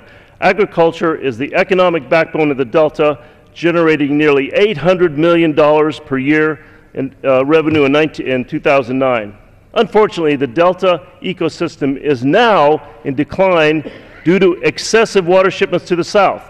Poor water quality is a threat to the region's entire agricultural economy and heritage. H.R. 1837 would even ship more water out of the Delta, turning this precious estuary into a salty, stagnant marsh, crushing the local economy and costing the Delta region thousands and thousands of jobs. This bill is a blatant water grab meant to help some communities at the expense of others. Contrary to the conservative principles that this bill's proponents claim to cherish, H.R. 1837 uses the power of the federal government to undermine states' rights. Dozens of local governments, businesses, agricultural advocates, environmental groups, and others oppose H.R. 1837. I have letters from these groups, and I request unanimous consent to enter them into the record. This request will be considered under general leave. May continue. H.R. 1837 would devastate my entire region, but folks from other states should also oppose this bill with little debate and complete disregard for the consequences. This bill sets a dangerous precedent for that the federal government can undermine state water law developed over decades. Your state could be next. This bill is a shameful attempt to rewrite California water laws to benefit a few selected water users, regardless of how much harm is done to other parts of the states. Democrats and Republicans should stand united in our desire to block this legislation from becoming law. I urge my colleagues in the strongest possible terms to oppose H.R. 1837. Thank you. I yield back. Gentleman yields back. The gentleman from Washington. Thank you, Mr. Chairman. Mr. Chairman, I'm pleased to yield 1 minute to the gentleman from New Mexico, another member from the West and the past, or chairman of the Western Caucus that knows this issue very well. Mr. Pierce, 1 minute. Gentleman from New Mexico is recognized for 1 minute. Thank you, Mr. Chairman. I rise in strong support of H.R. 1837. The nation is faced with trillion-dollar deficits, persistent unemployment above 8%, and we continue to use the federal government to kill jobs and to export them to China.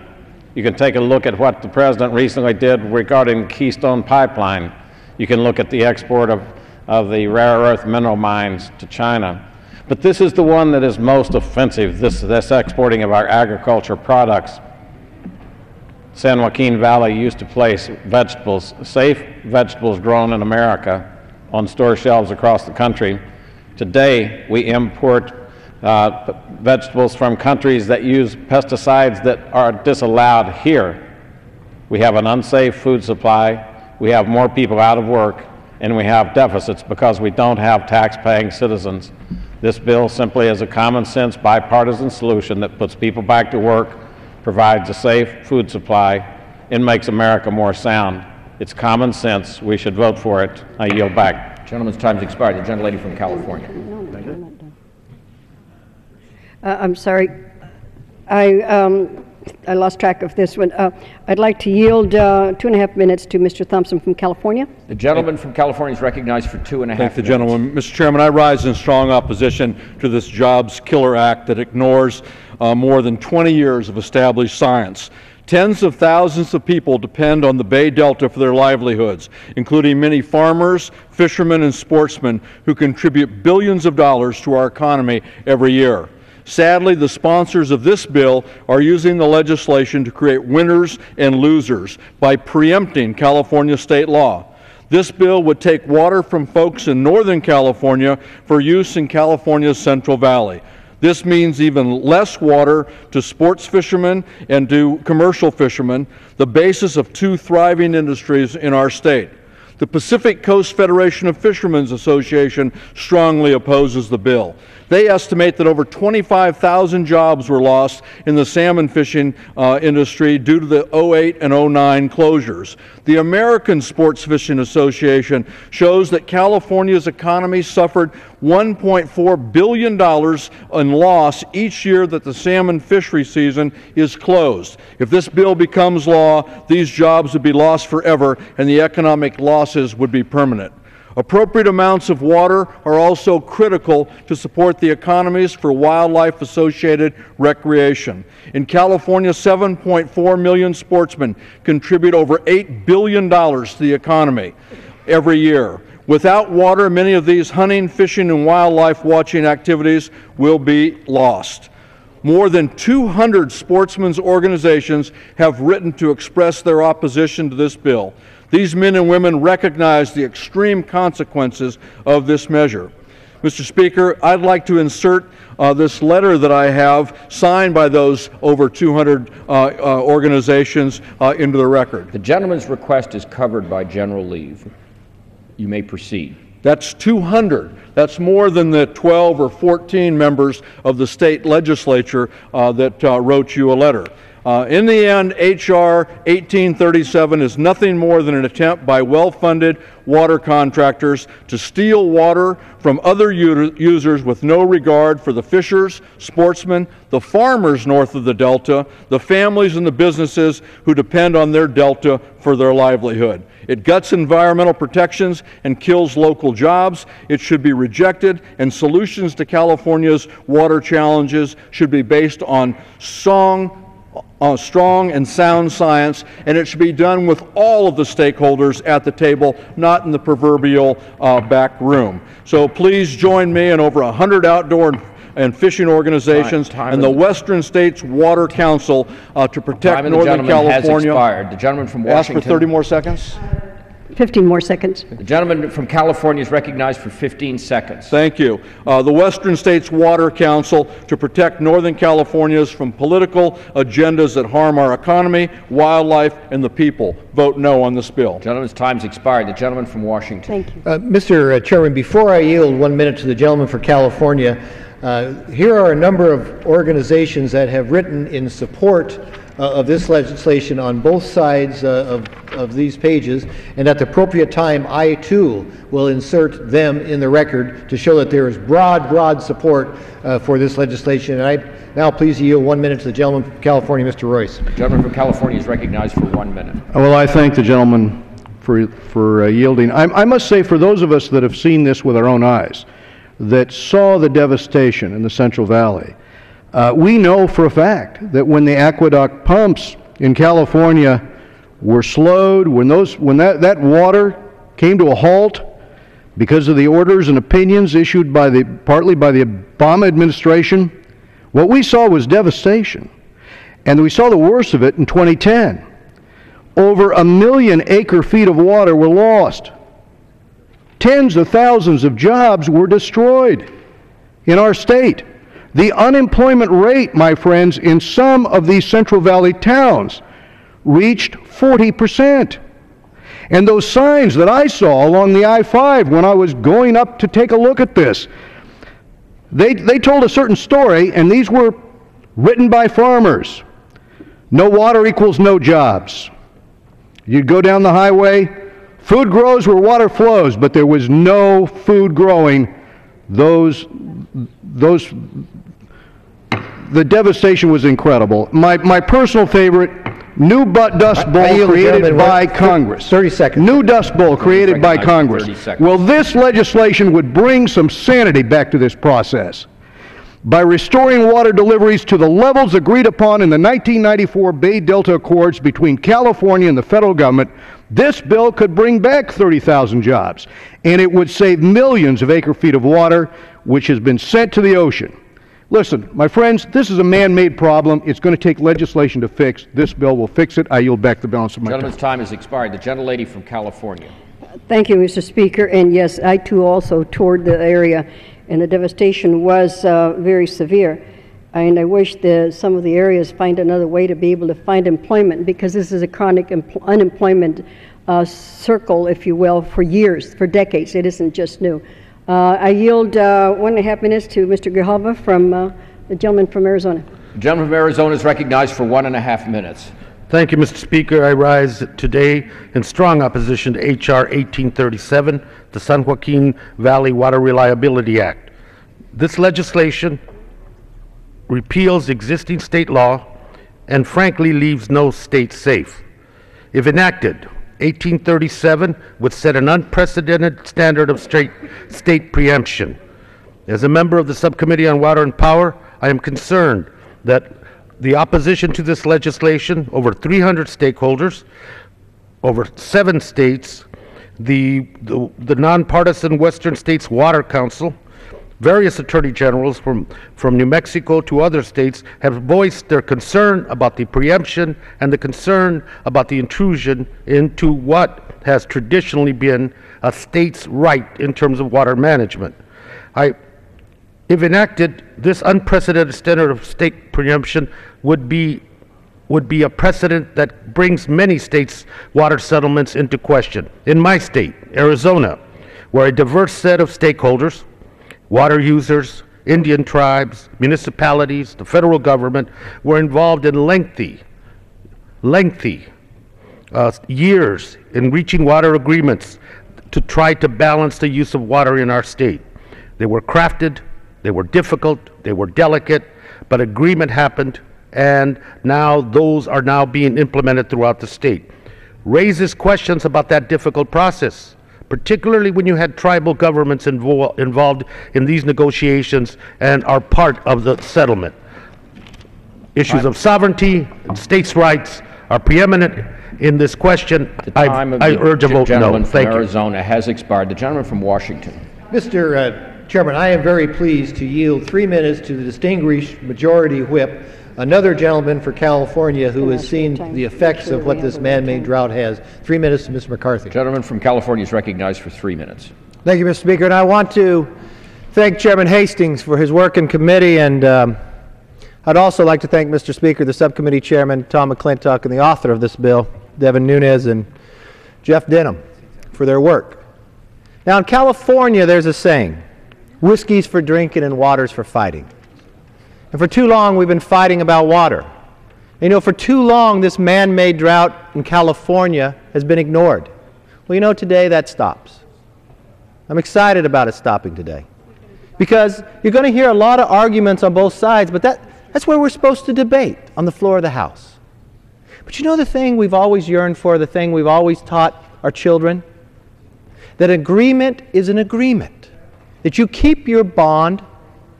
You come into a debate where you make your points, but when you come to an agreement, you keep it. Simply put, what does this bill do? This bill simply says an agreement is an agreement. When both sides sat down from the Bay Area Delta Accord, why was it named that? Because people from the Bay Area and people from the Delta had discussions, had fights, had policy arguments, and they finally came to agreement. Now, who was on what side? Was it all just based upon a farmer or just based upon environmentalists? No. There was the Clinton administration. There was the Pete Wilson in the state. He was governor at the time. There were farmers. There was environmentalists. Mr. Speaker, there were people that was in the administration, or even members of this chambers today, spoke in support of this. So if you made an agreement then, why do you want to break it? And because what the man-made drought has done? Have you ever examined the pain that it has caused? I know people, when they think of California, sure, you think of Silicon Valley, you think of Hollywood, you think of San Diego. Well, you know what? There's this whole area in the valley.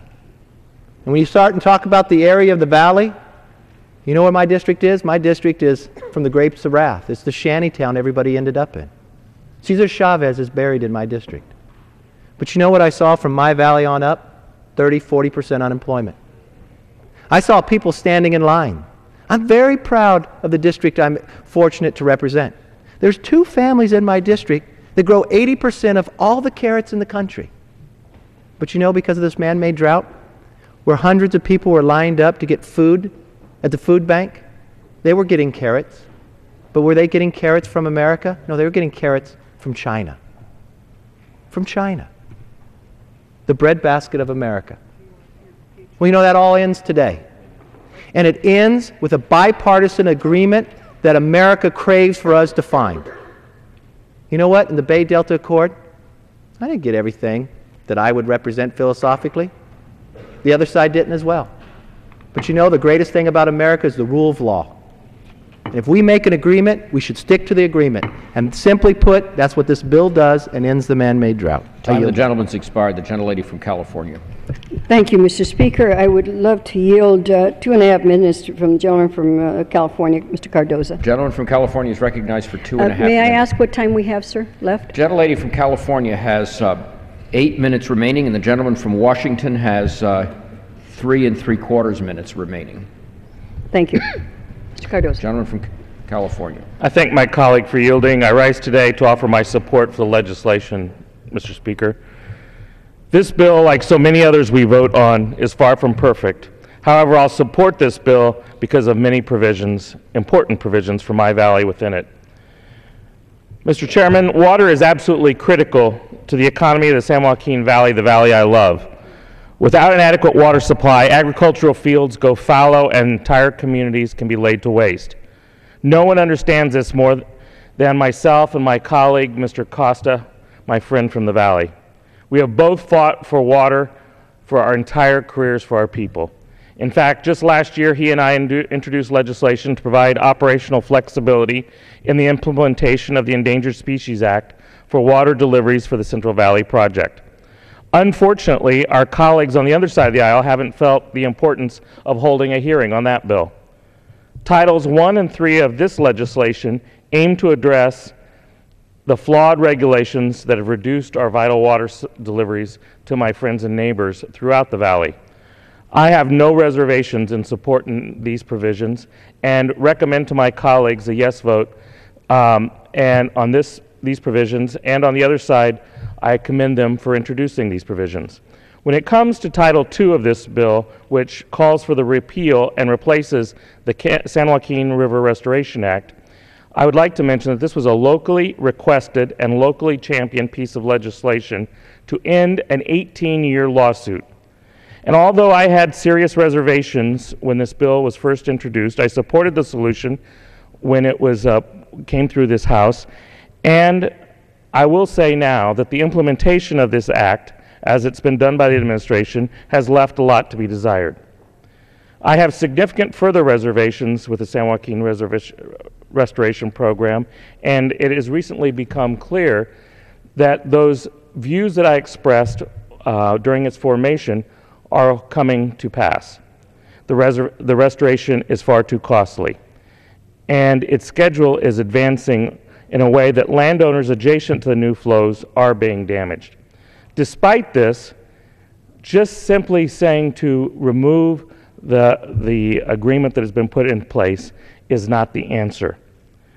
We don't need to repeal it, we need to repair it, particularly when the only thing that repeal accomplishes is a continuation of the lawsuit that prompted the legislation in the first place.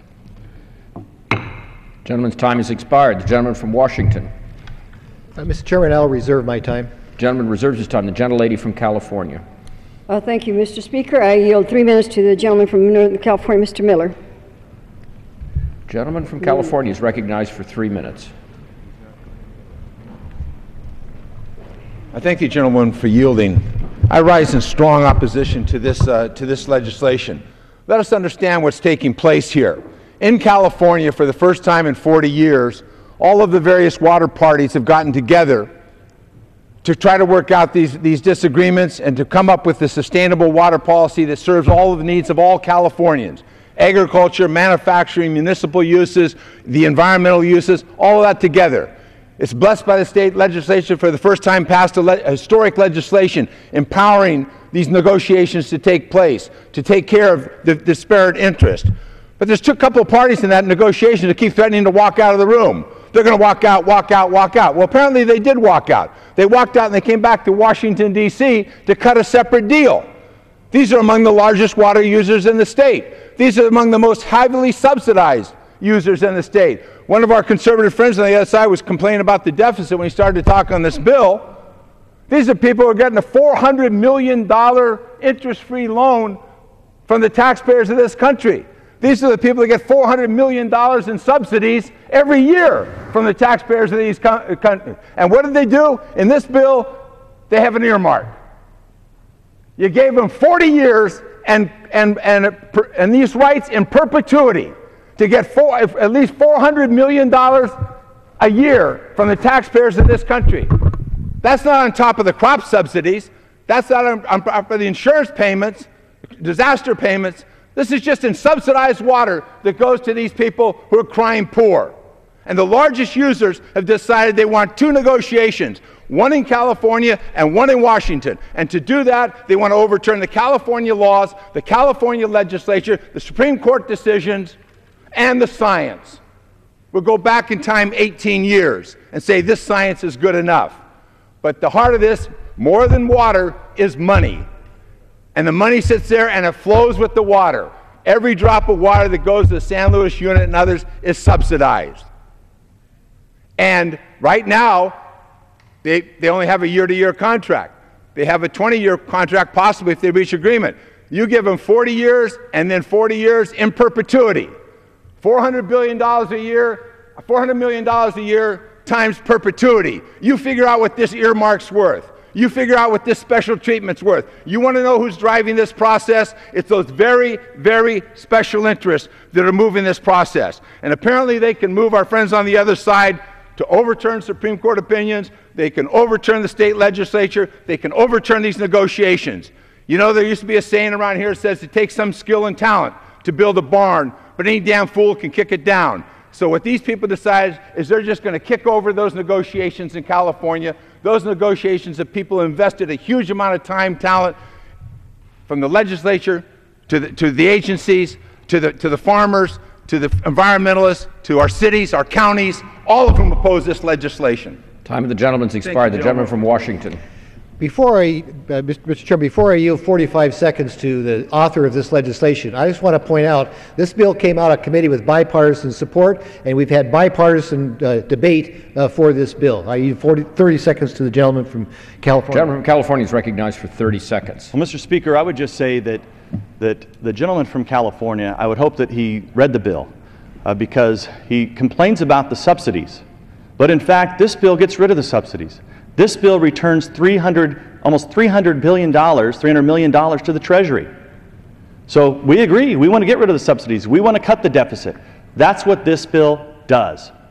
And so I didn't quite understand what he was talking about tearing down farms, but I would say that the gentleman's legislation that was passed with a senator from New Jersey and a congressman from California to preempt state law has been very successful at tearing apart farms and families. And if I could get 15 more seconds, Mr. Chairman. Gentleman, 15 seconds. Gentleman's recognized. Once again, as many of my colleagues would say, Secretary of the Interior Bruce Babbitt made a deal with Republican Governor Pete Wilson. A deal is a deal. The only problem is that there were some dishonest brokers at the table that never went to Congress to get this implemented. Gentlelady from California. May I inquire the Speaker how much time is left? Gentlelady from California has 2.5 minutes remaining. The gentleman from Washington has 2 3/4 minutes remaining. The gentlelady from California. Do you have additional speakers? Mr. Chairman, I just want to inquire of my friend. I am prepared to close when she is done with the I have one more speaker. Do you? I am the last speaker. Yes, I reclaiming my time. I'd like to say that I will take a moment and then I'm turning over to Mr. Garamendi. So, Mr. Chairman, the gentlelady counting herself has 2 speakers. Did I hear her correctly? Correct. I'll reserve. Gentlelady from California. Thank you, Mr. Speaker. As you have heard, and I also would like to introduce into the record a listing of all the groups that are opposed. In them is elected officials, newspapers, business, 10 civic groups, 18 water districts, local government, 103 environmental, and the list just goes on for the record. The gentlelady's request will be considered in general leave. Thank you, Mr. Speaker. I ask my colleagues on both sides to consider what this bill will do. And I now yield the time to Mr. Garamendi for closing. Gentleman is recognized for 2 minutes. Thank you, Mr. Speaker. If you know California water, you know that we can get pretty wound up about it. And the solution for California water is not to be found in this particular piece of legislation. Facts are difficult things to deal with, but they are facts. There's been no man-made drought. There was a very real drought, and in addition to that, there were restrictions on the pumping. Let us understand that the principal advocates of this bill have the shortest straw. They came last in line, and therefore they're not first. They're last, and their contract provided for shortage provisions for a variety of reasons, among them droughts and environmental restrictions. So they should have planned for that. Apparently they did not. The losses to the agricultural community were significant, to be sure, but at the same time, the agricultural community in the Central Valley prospered, having the best years to any previous year that occurred during this drought period. Certain farmers were shorted, no doubt about that, but they had a contract that called for those shortages. Now let us understand that this bill has profound implications on every state, some 21 states that have contracts with the Bureau of Reclamation. This bill, should it pass and become law, is a signal to every state that you cannot count on state law allocating the water within your district. Instead, it will be Congress that will allocate the water within your state. That is a profound change. 100 years of reclamation law are pushed aside by this piece of legislation. And for the state of California, it is a total preemption of state law. A total preemption of state law. And state constitution is pushed aside. There is within the California Constitution a thing called the public trust. The legislature and the government of California holds in trust for the people of California the water of California. And this legislation pushes that aside and gives that water to a very special group. Time of the gentleman from California has expired. The gentleman from Washington. Mr. Chairman, am I correct to assume that all their time has expired? All time has expired for the gentlelady from California. In that case, Mr. Chairman, I will yield myself the balance of the time. Gentleman's recognized. There's been much discussion on the floor about preemption. In fact, the previous speaker emphasized that in his close. I'm from a western state. I'm from Washington. If anybody should be cautious about preemption, it is certainly me.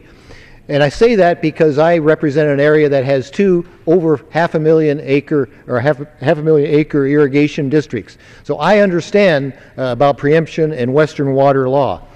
But in the context of today's debate, the California water system is very unique.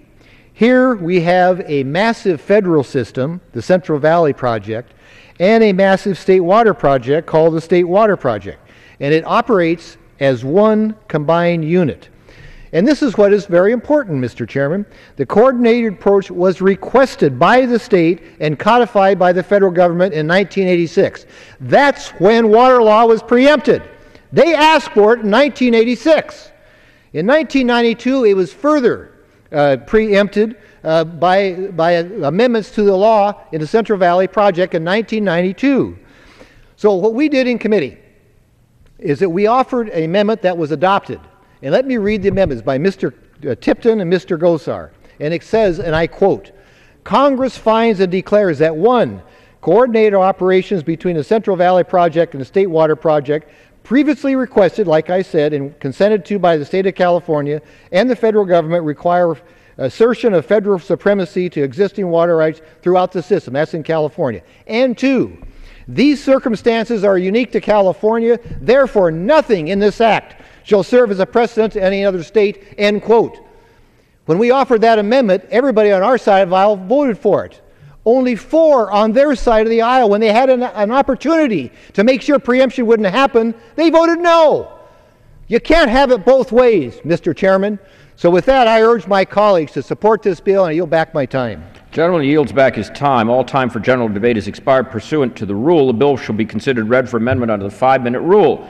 In lieu of the amendment in the nature of a substitute recommended by the Committee on Natural Resources printed in the bill, it shall be in order to consider as an original bill for the purpose of amendment under the 5-minute rule an amendment in the nature of a substitute consisting of the text of the Rules Committee print 112-15. That amendment in the nature of a substitute shall be considered as read. No amendment to that amendment in the nature of a substitute shall be in order except those printed in House Report 112-405. Each such amendment may be offered only in order printed in the report by a member designated in the report, shall be considered read, shall be debatable for the time specified in the report, equally divided and controlled by the proponent and an opponent, shall not be subject to amendment, and shall not be subject to a demand for division of the question. It is now in order to consider amendment number 1, printed in House Rule 112-405. For what purpose does the gentleman from California seek recognition? Mr. Chairman, I have an amendment made in order under the rule. The clerk will designate the amendment. Amendment number 1, printed in House Report number 112-405, offered by Mr. McClintock of California. Pursuant to House Resolution 566, the gentleman from California, Mr. McClintock, and a member opposed, each will control 5 minutes. The chair recognizes the gentleman from California. Thank you, Mr. Chairman. This amendment addresses 2 concerns that have been raised by opponents of the bill during the committee markup and here on the floor today. A great deal of time during that markup and more today was spent addressing concerns that the bill provides for 40-year contracts that can be renewed each year. The minority charged that this amounts to de facto privatization of a public resource. Well, we have tried over and over to explain to them that 40-year successive renewal contracts are the rule in Western water law, and the 25-year provision for the Central Valley Project was actually the exception. Indeed, the CVP used to operate with a 40-year provision until that was changed in 1992. This amendment makes it absolutely crystal clear, I certainly hope, that the contract provisions for the Central Valley Project must be in conformity with the Act of July 2nd, 1956, that amended the Reclamation Projects Act of 1939. These provisions govern all reclamation projects throughout the western United States and treats the CVP contracts no differently. I hope that this provision settles this issue. The second substantive provision, also included to deference to opponents of the measures, arises from an amendment that attempts to expedite 4 Cal-Fed surface water projects. It was charged that the wording would have interfered with authorization of the project. This amendment makes it crystal clear that these 4 projects are authorized as long as non-federal financing is used. This clears the way for local, state, and private funds to be applied immediately to the construction of these facilities. The rest of the amendments are technical. They remove superfluous language, correct misspellings, and correct an inadvertent omission. And with that, I'd reserve the balance of my time. The gentleman from California reserves his time. Who seeks recognition in opposition to the amendment? Gentlelady from California. Actually, Mr. Speaker, I wish to speak on this issue. The gentlelady is recognized for 5 minutes. Thank you, Mr. Speaker. And as my colleague has said, his amendment makes technical changes to the legislation, but it leaves in question and very much in doubt, although it says 40-year rule in the Western water is standard, but is this in perpetuity? And I would like a response on that, if I may involve myself in a colloquy with my colleague, Mr. Speaker. Gentlelady from California. I asked for, if I may, ask a response from my colleague in colloquy to a question. He's made a statement, and I'd like a clarification. The lady may proceed. Thank you, Mr. Speaker. Is this a renewal for every 40 years, or is it in perpetuity? Let me read directly from the Act of July 2nd, 1956, governing all reclamation contracts, including those under this legislation. The Secretary of the Interior shall include in any long-term reclaiming contract... my time, Mr. Speaker, I don't wish to know of 56. I wish to know what your amendment does. This amendment applies the act that I was just reading to the Central Valley project. I'm specifically answering the gentlelady's question by quoting directly from the text of the act that this proposes. I would ask again, is it in perpetuity? No, it has to be negotiated between, and if I could just read the text, I think this will answer the question. Thank you, Mr. Gentleman. I am claiming my time. The gentlelady from California controls the time. Thank you, sir. Thank you to my colleague.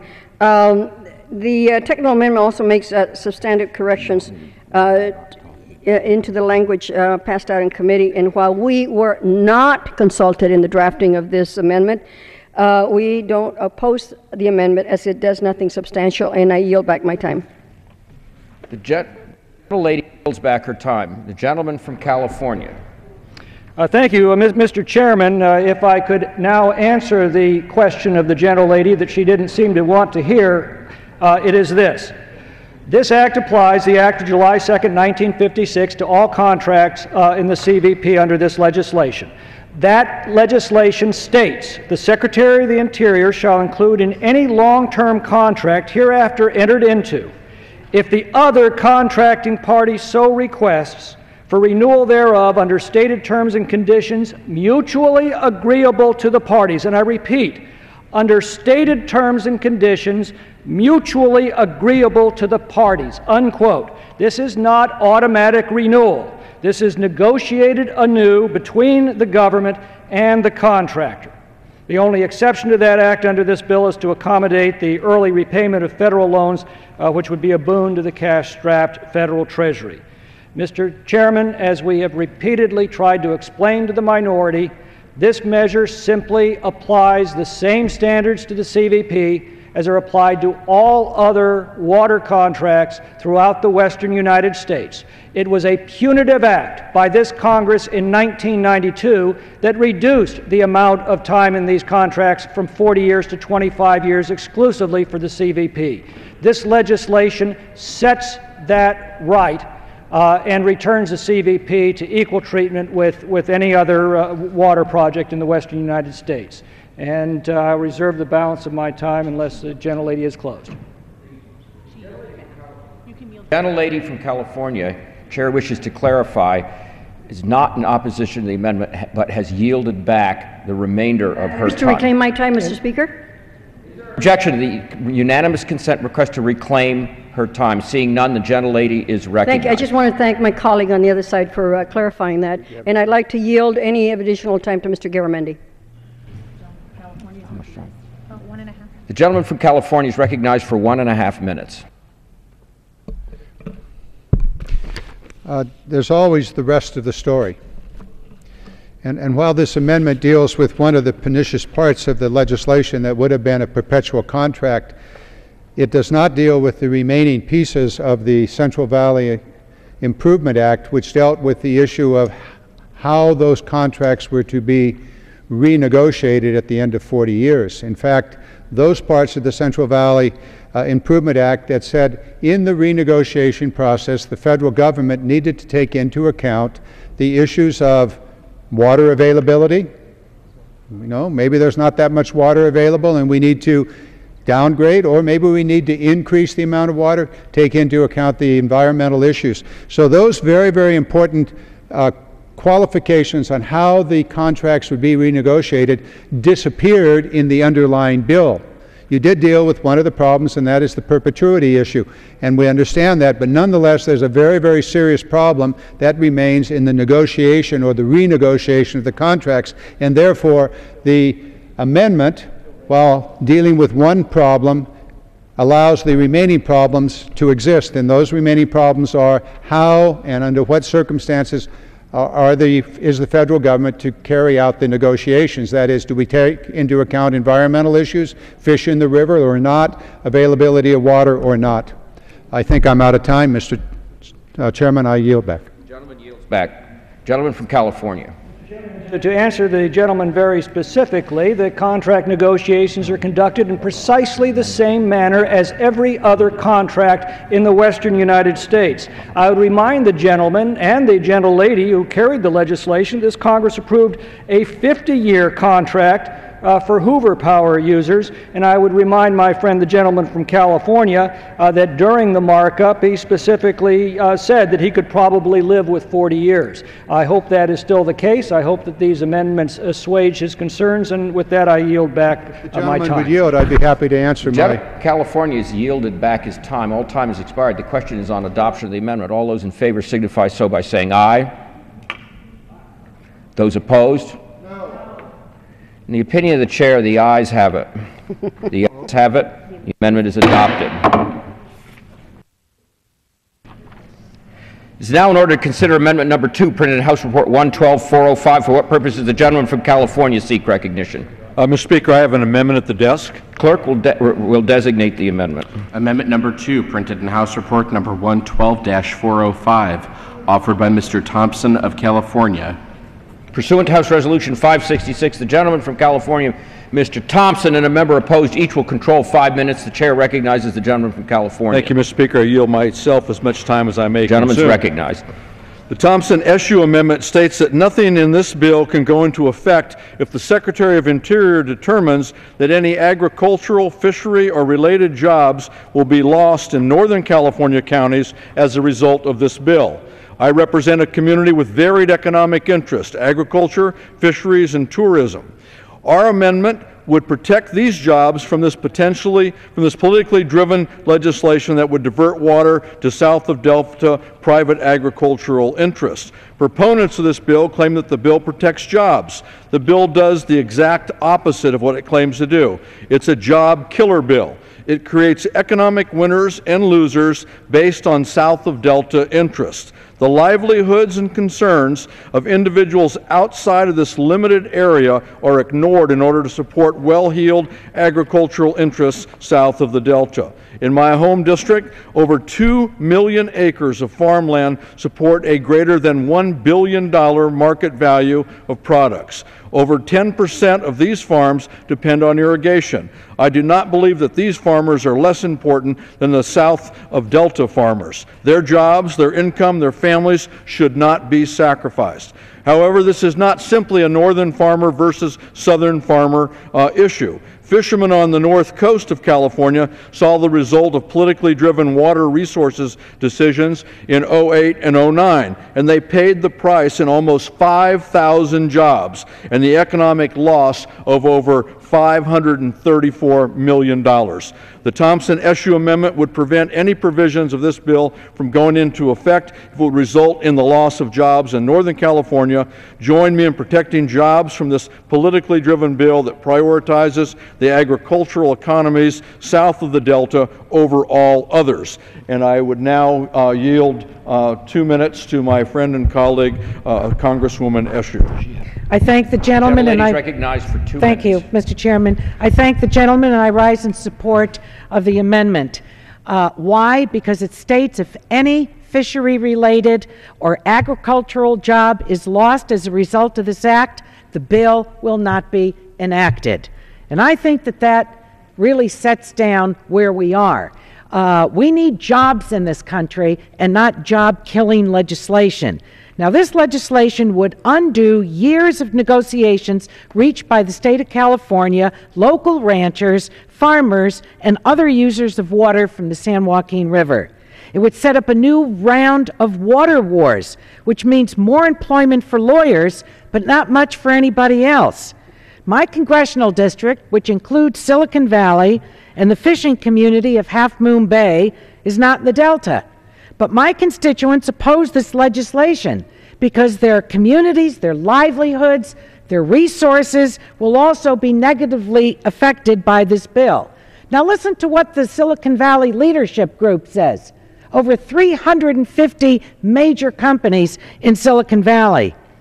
We believe that H.R. 1837 would be productive to the development of a comprehensive solution to the Golden State's waters programs, as it overrides many existing regulations and laws concerning the Delta ecosystem and undermines years of collaboration and goodwill developed by a broad coalition of actors and experts. And this mention of broad coalition, it's why this bill stinks, in plain English, because there's not a coalition. You have to build from the ground up with the stakeholders. That's why there's such a problem with it. Listen to what the Pacific Coast Federation of Fishermen's Associations says. It's the largest commercial fishermen's organization along the Pacific Coast. Make no mistake, this bill will only preempt state law. It will destroy jobs. One of the West Coast's oldest industries, our salmon fishery, along with the fishing communities and the economy and heritage it represents. Gentleman from Washington. Mr. Chairman, I rise to seek time in opposition. Gentleman is recognized for 5 minutes. Mr. Chairman, I yield 1 minute to the gentleman from California, Mr. Denham. Thank you, Mr. Speaker. Amazing the inconsistencies in the amendment itself. Here, the gentlelady's talking about San Jose, yet San Jose is south of the area that we're talking about, and yet the Silicon Valley receives water exports from the Delta. But let's take a different inconsistency. I represent Stanislaus County, which is north of Stockton. Maybe we need to look at a map. We actually have Stanislaus County that reaches up past the Delta, or past Stockton, San Joaquin County, Sacramento area, and yet we're going to be excluded. So it's one thing to pick winners and losers in this, but what we've tried to do is not pit north versus south, but we're trying to use natural resources in the best option available. I find it interesting, another inconsistency, this amendment, does it include forestry, which resides under the jurisdiction of USDA? Are the authors not concerned about the devastating effects of the timber industry and how it's suffered due to the ESA issues associated with the spotted owl? Many inconsistencies here. Pick your battle.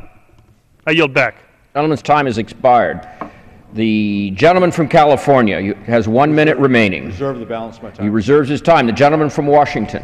Mr. Chairman, I please yield 2 minutes to the author of the legislation, Mr. Nunes. Gentleman from California is recognized for 2 minutes. Mr. Speaker, thank you very much. The gentleman from California, Mr. Denham, just made a very important point.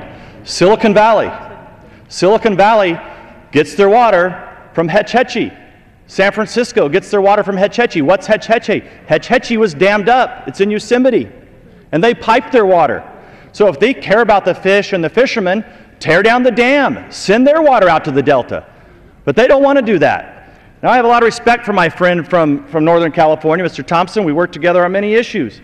But I have to remind the gentleman that the salmon fishermen were bailed out. They were given $230 million in payments. I think there needs to be a GAO study on where this money went to. Because we don't know where this money went. There's never been any report to show where this money went, $230 million. But it was the federal government that told the fishermen not to fish. And I would hope that the gentlemen actually support this legislation, because what we have here is the fish that are killing the salmon are the bass.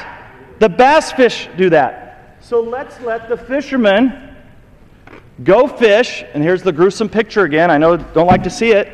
Let's go get the bass that are eating the smelt, that then the salmon don't have anything to eat. The bass is a non-native species.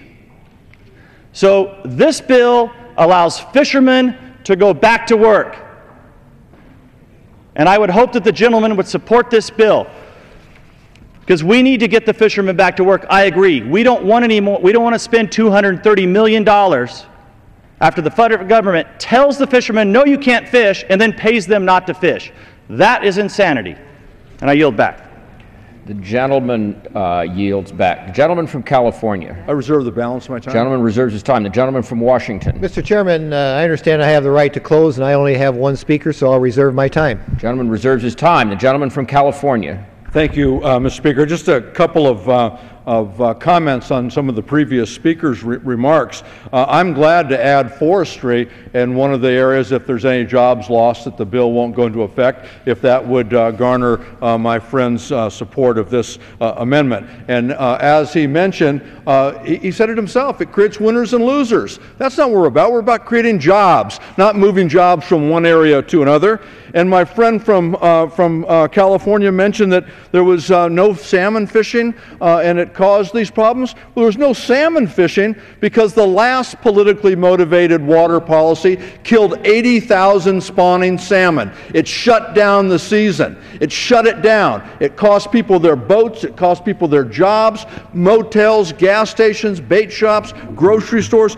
Everybody was hurt tremendously by that motion and by that matter. And now we're back at it again, trying once again to politically move water from one portion of the state to another. It's a job killer. It preempts state law. It's a bad bill, and it ought to be killed, and this amendment ought to be added to it. Gentleman's time has expired. The gentleman from Washington. Mr. Chairman, I'm pleased to yield the balance of the time to the member of the committee and somebody who's worked on this legislation, Mr. McClintock. The gentleman from California is recognized for 2 minutes. Thank the gentleman. Mr. Chairman, this amendment would allow the Interior Secretary to suspend this bill if he finds that one job is lost north of the Delta.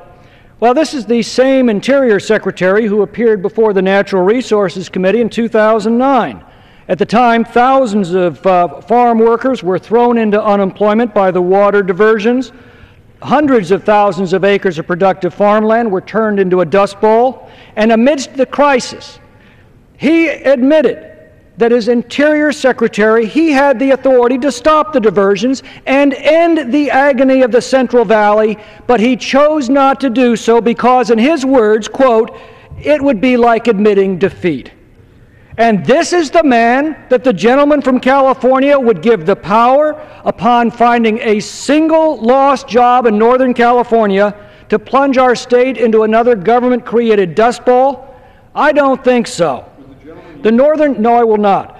The Northern California Water Association represents the farms and communities of Northern California, and they write of this bill, quote, the bill, if enacted, would provide an unprecedented federal statutory express recognition of and commitment to California's state water rights priority system and area of origin protections.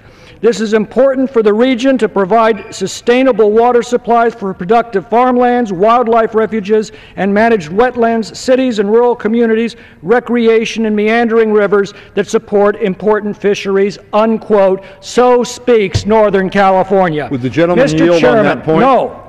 Mr. Chairman, fewer Americans are working today than on the day that this administration took office.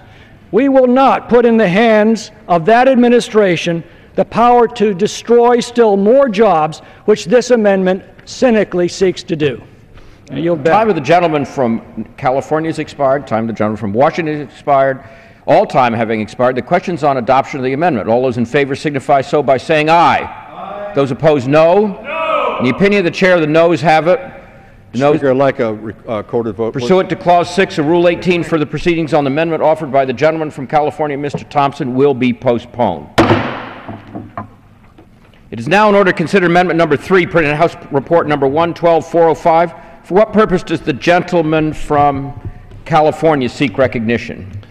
Thank you, Mr. Speaker. I have an amendment at the desk. The clerk will designate the amendment. Amendment number 3, printed in House Report number 112-405, offered by Mr. McNerney of California. Pursuant to House Resolution 566, the gentleman from California, Mr. McNerney, and a member opposed, each will control 5 minutes. The chair recognizes the gentleman from California. Mr. Speaker, I yield myself as much time as I may consume. The gentleman is recognized. Mr. Speaker, I'm honored to represent much of the San Joaquin Delta, and the Delta is a precious resource that provides water for urban, industrial, and agricultural uses throughout the state of California. The Delta flows through 5 northern California counties that are home to 4 million people. The Delta is a region to big cities, small towns, and lush farmlands. Just like other Californians, the people of the Delta deserve access to clean, safe drinking water. I'm deeply concerned that, as currently written, H.R. 1837 will severely erode the quality of our local water resources. This issue is important to public health and to local governments throughout Northern California. This bill takes more of our fresh water, and what's left will be saltier and lower quality. The deterioration of the Delta water increases treatment costs by tens of millions of dollars and requires hundreds of millions of dollars in new capital investments. This bill will hurt the people. Unfortunately, many communities in the Delta are struggling with budget and public health challenges as it is. The last thing we need is for the Congress to pass a bill that threatens our well-being and forces us to spend millions more to just treat our water. It's bad enough to steal somebody's water. It's even worse to steal their water and then charge them millions of dollars for the privilege. This legislation we are considering today should not pass. It will harm the safety of drinking water supplies of the Delta communities. My amendment makes sure that before this bill comes into effect, it won't burden the Delta with heavy costs and new public health threats. I ask all of my colleagues to support my amendment, which will secure the safety and security of our drinking water, and I reserve the balance of my time. Gentleman reserves. For what purpose does the gentleman from Washington rise? Mr. Chairman, I claim the time in opposition, and I yield 4 minutes to the gentleman from California, Mr. Nunes. Mr. Nunes recognized for 4 minutes. Thank you, Mr. Speaker. Mr. Speaker, once again, I don't believe the other side has read the bill. This bill provides for the ultimate protections for Delta communities. Ultimate protections that guarantees their God-given right to their property and to their water. That's what this bill does. So if you vote against this bill, you're voting to continue the attack on farmers all over the state and communities all over the state. So if Delta farmers want to continue to take water out of the Delta like they've been doing for 100 years, have always had their allocation, this bill guarantees that. Now, I've been to the Delta numerous times, and I've spoke to the communities there. Their number one concern is that they do not want the peripheral canal to be built. Well, if you vote against this bill, you are voting to ensure that Jerry Brown, the governor of California who opposes this bill, gets his wish to build the peripheral canal that the Delta farmers don't want. So if the gentleman wants the peripheral canal built, vote against the bill. If the gentleman wants to make sure that his farmers are not guaranteed their right for water, vote against the bill. But I find it ironic that the minority is arguing for the Delta farmers and the Delta communities, but at the very basic level, the people who are behind this, the governor of California was just here the other day advocating to build the peripheral canal that the gentleman says that his constituents don't want. Well, my constituents don't want it either. Neither do the people in the north. None of us want to build a multi-billion-dollar project like this. And we don't have to, because passage of this bill allows valuable water to be moved across the Delta in a more equitable fashion to guarantee waterfowl and fish populations that would increase, and guarantees rights to farmers and farm workers and communities.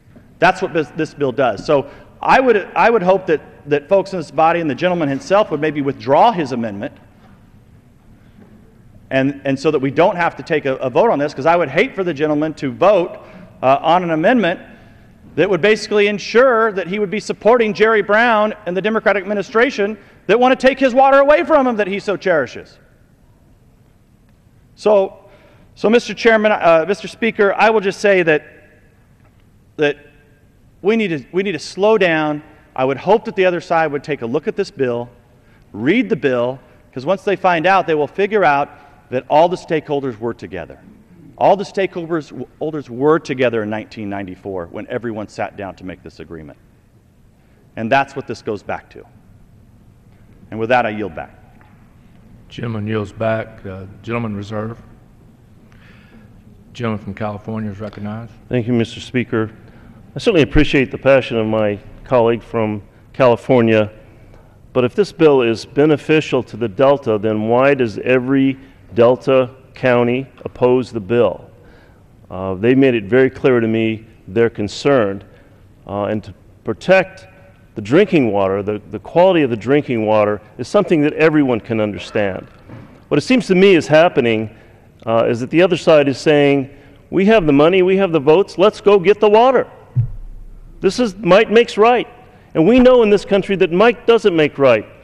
We have laws that have been observed. We're working through processes now to shortcut that process right now and start shipping all this water.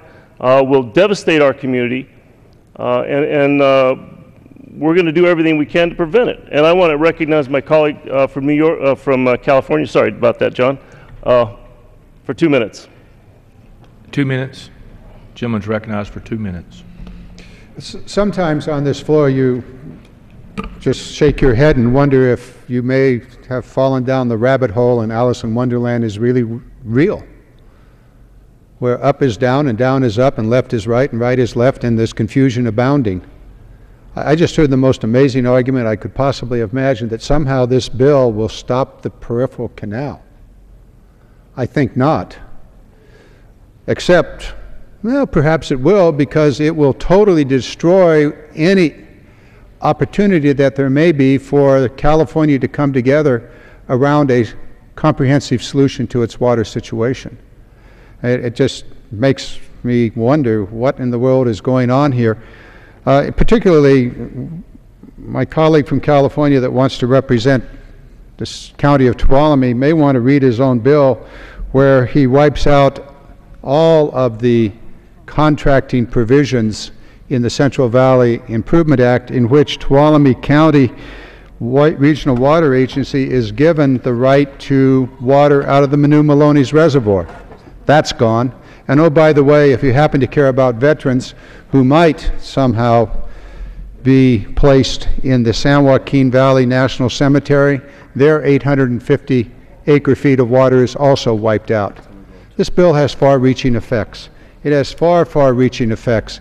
In wiping out the Central Valley Improvement Act, it also wipes out the environmental laws, wipes out the water for the Central Valley National Cemetery, wipes out the water for Tuolumne County, and what effect it has on the peripheral canal, I just can't understand, other than it will destroy whatever comity and working together there is in California to solve the overarching problems. And by the way, you are stealing 800,000 acre-feet of water from the Delta.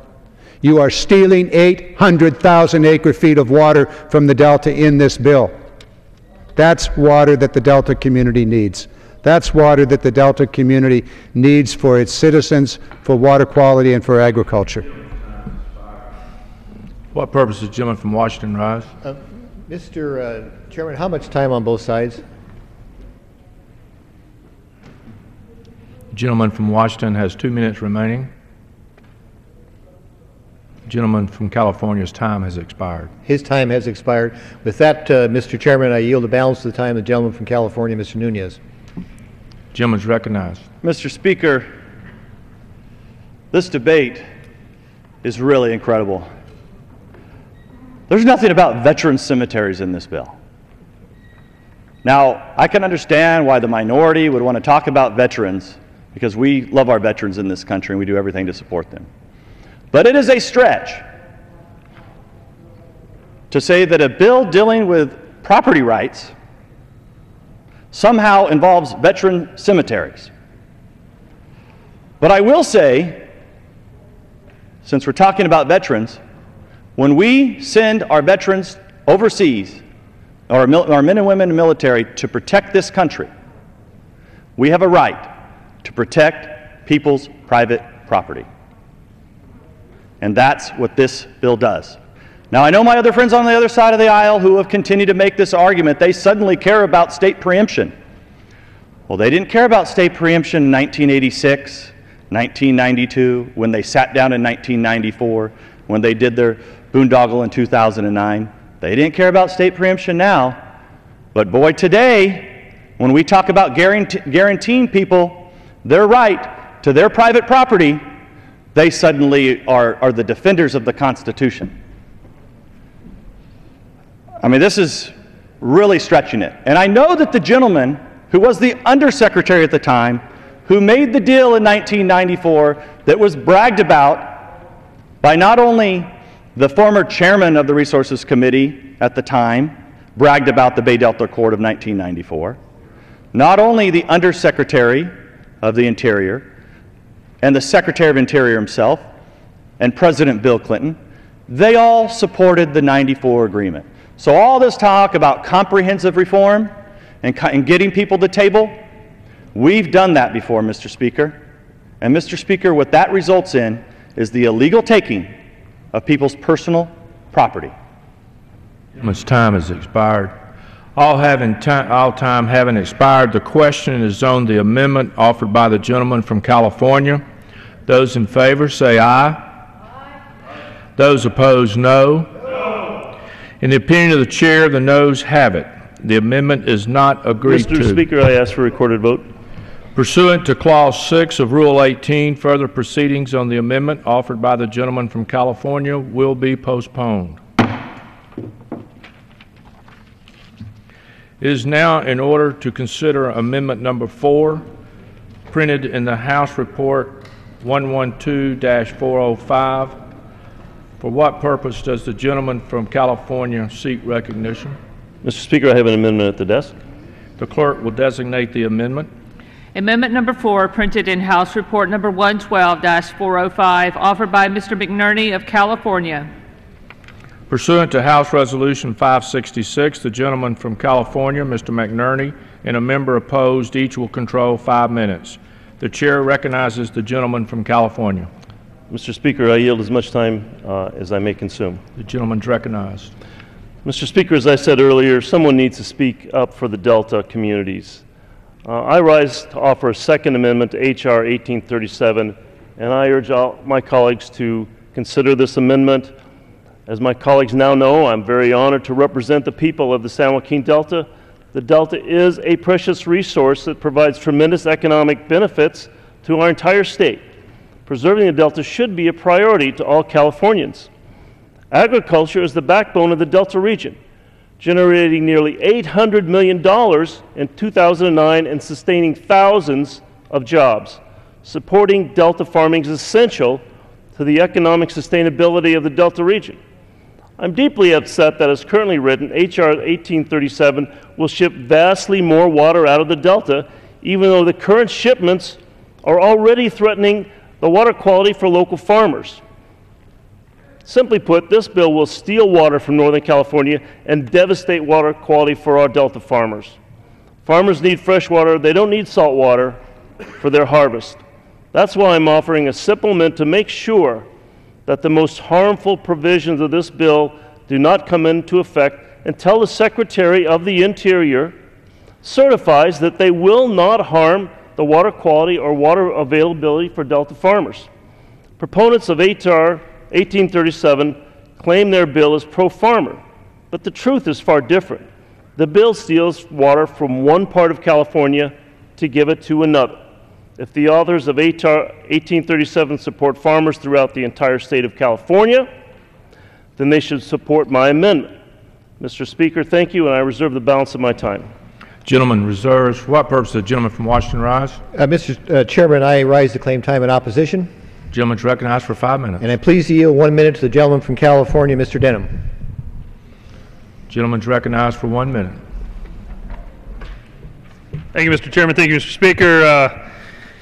You know, the last couple of amendments, we talked about the inconsistencies on how they affect other counties in the community. Certainly, my county and Stanislaus County has been excluded, even though it certainly has impacts in this area. But even San Joaquin County, you know, you've got this amendment contradicts itself because West Side Ag Districts in San Joaquin County, West Side Irrigation District, Byron Bethany Irrigation District, Del Puerto Irrigation District, their water is going to be shut off in prior years. Their water will be shut off this year with a 30% water allocation. The city of Tracy is important. They should have their water. 30% water allocation is unacceptable. So the inconsistencies around the valley are certainly interesting as these different amendments come up, but why even divide a community that relies on the water that comes out of this allocation? Mr. Chairman, I yield back. Gentleman yields back. Gentleman from California. Mr. Chairman, I thank my colleague for his remarks. Drought affects everyone. My big concern here is protecting the water quality of the Delta. Right now, we see salt water coming into the Delta. We see farmers pumping water and having salt in it, not able to use it, needing additional treatments. All I'm asking is that the Secretary look at the bill and prevent parts of the bill that will deteriorate water quality from going into effect until we're sure that it's safe. We're not asking for anything other than that. With that, I reserve the balance of my time. Gentleman reserves. Gentleman from Washington. Thank you, Mr. Chairman. I am pleased to yield 2 minutes to the gentleman from California, the author of this legislation. Gentleman is recognized for 2 minutes. Thank you, Mr. Chairman. Once again, I will say that Delta communities are protected in this bill. They're concerned about water quality. This bill allows water to move through the Delta. They're concerned about maintaining their ability to divert water. This bill allows them to do that. It ensures their private property rights and their rights to their water. The Delta farmers want to make sure that they get conveyance through the Delta so they can get their water. This bill does that. And as Mr. Denham pointed out, the communities on the west side of San Joaquin County, I guess perhaps they don't matter to the minority. Because evidently, by supporting this and opposing this bill, you're basically guaranteeing that the city of Tracy and those districts, those water districts where those jobs are created, are going to be cut off of their water this year. This bill fixes that. And once again, I will say that if the Delta communities are worried about this peripheral canal, this is why the Delta community should be supporting this bill. But we don't hear anything about that. We hear about Jerry Brown, the governor of California, opposing the bill, and the Attorney General of California opposing the bill. Why are they opposing the bill? Well, because they were just back in Washington 2 days ago, lobbying for the construction of the peripheral canal. Now, perhaps the Delta communities want the peripheral canal. Maybe that's a change. I don't know. I haven't been up there in the last few months. But last I heard, the Delta communities do not want the peripheral canal to be built. So, Mr. Chairman, I would urge the gentleman to drop his amendment and to vote in favor of this bill. I yield back. Gentleman yields back. Gentleman from California. Thank you, Mr. Speaker. Right now, the Delta is in a serious decline. We're shipping more water south than is good for the health of the Delta. What this bill does is increases water shipments. So I don't see how we can put protection for the Delta in a bill, in a provision that increases shipments when we're already seeing decline in the Delta. Again, as I said before, the other side sees they have the votes and they want to go take this water, and that's what this is about. It's about taking water. Our communities, the Delta communities, have rights to the water. We've been there for a long time. We've been farming this lush farmland. Our farms are very productive. What this will do is turn it into a salt, stagnant pool, and that'll destroy a lot of agriculture, more agricultural than would be created in other areas. It'll destroy a lot of jobs.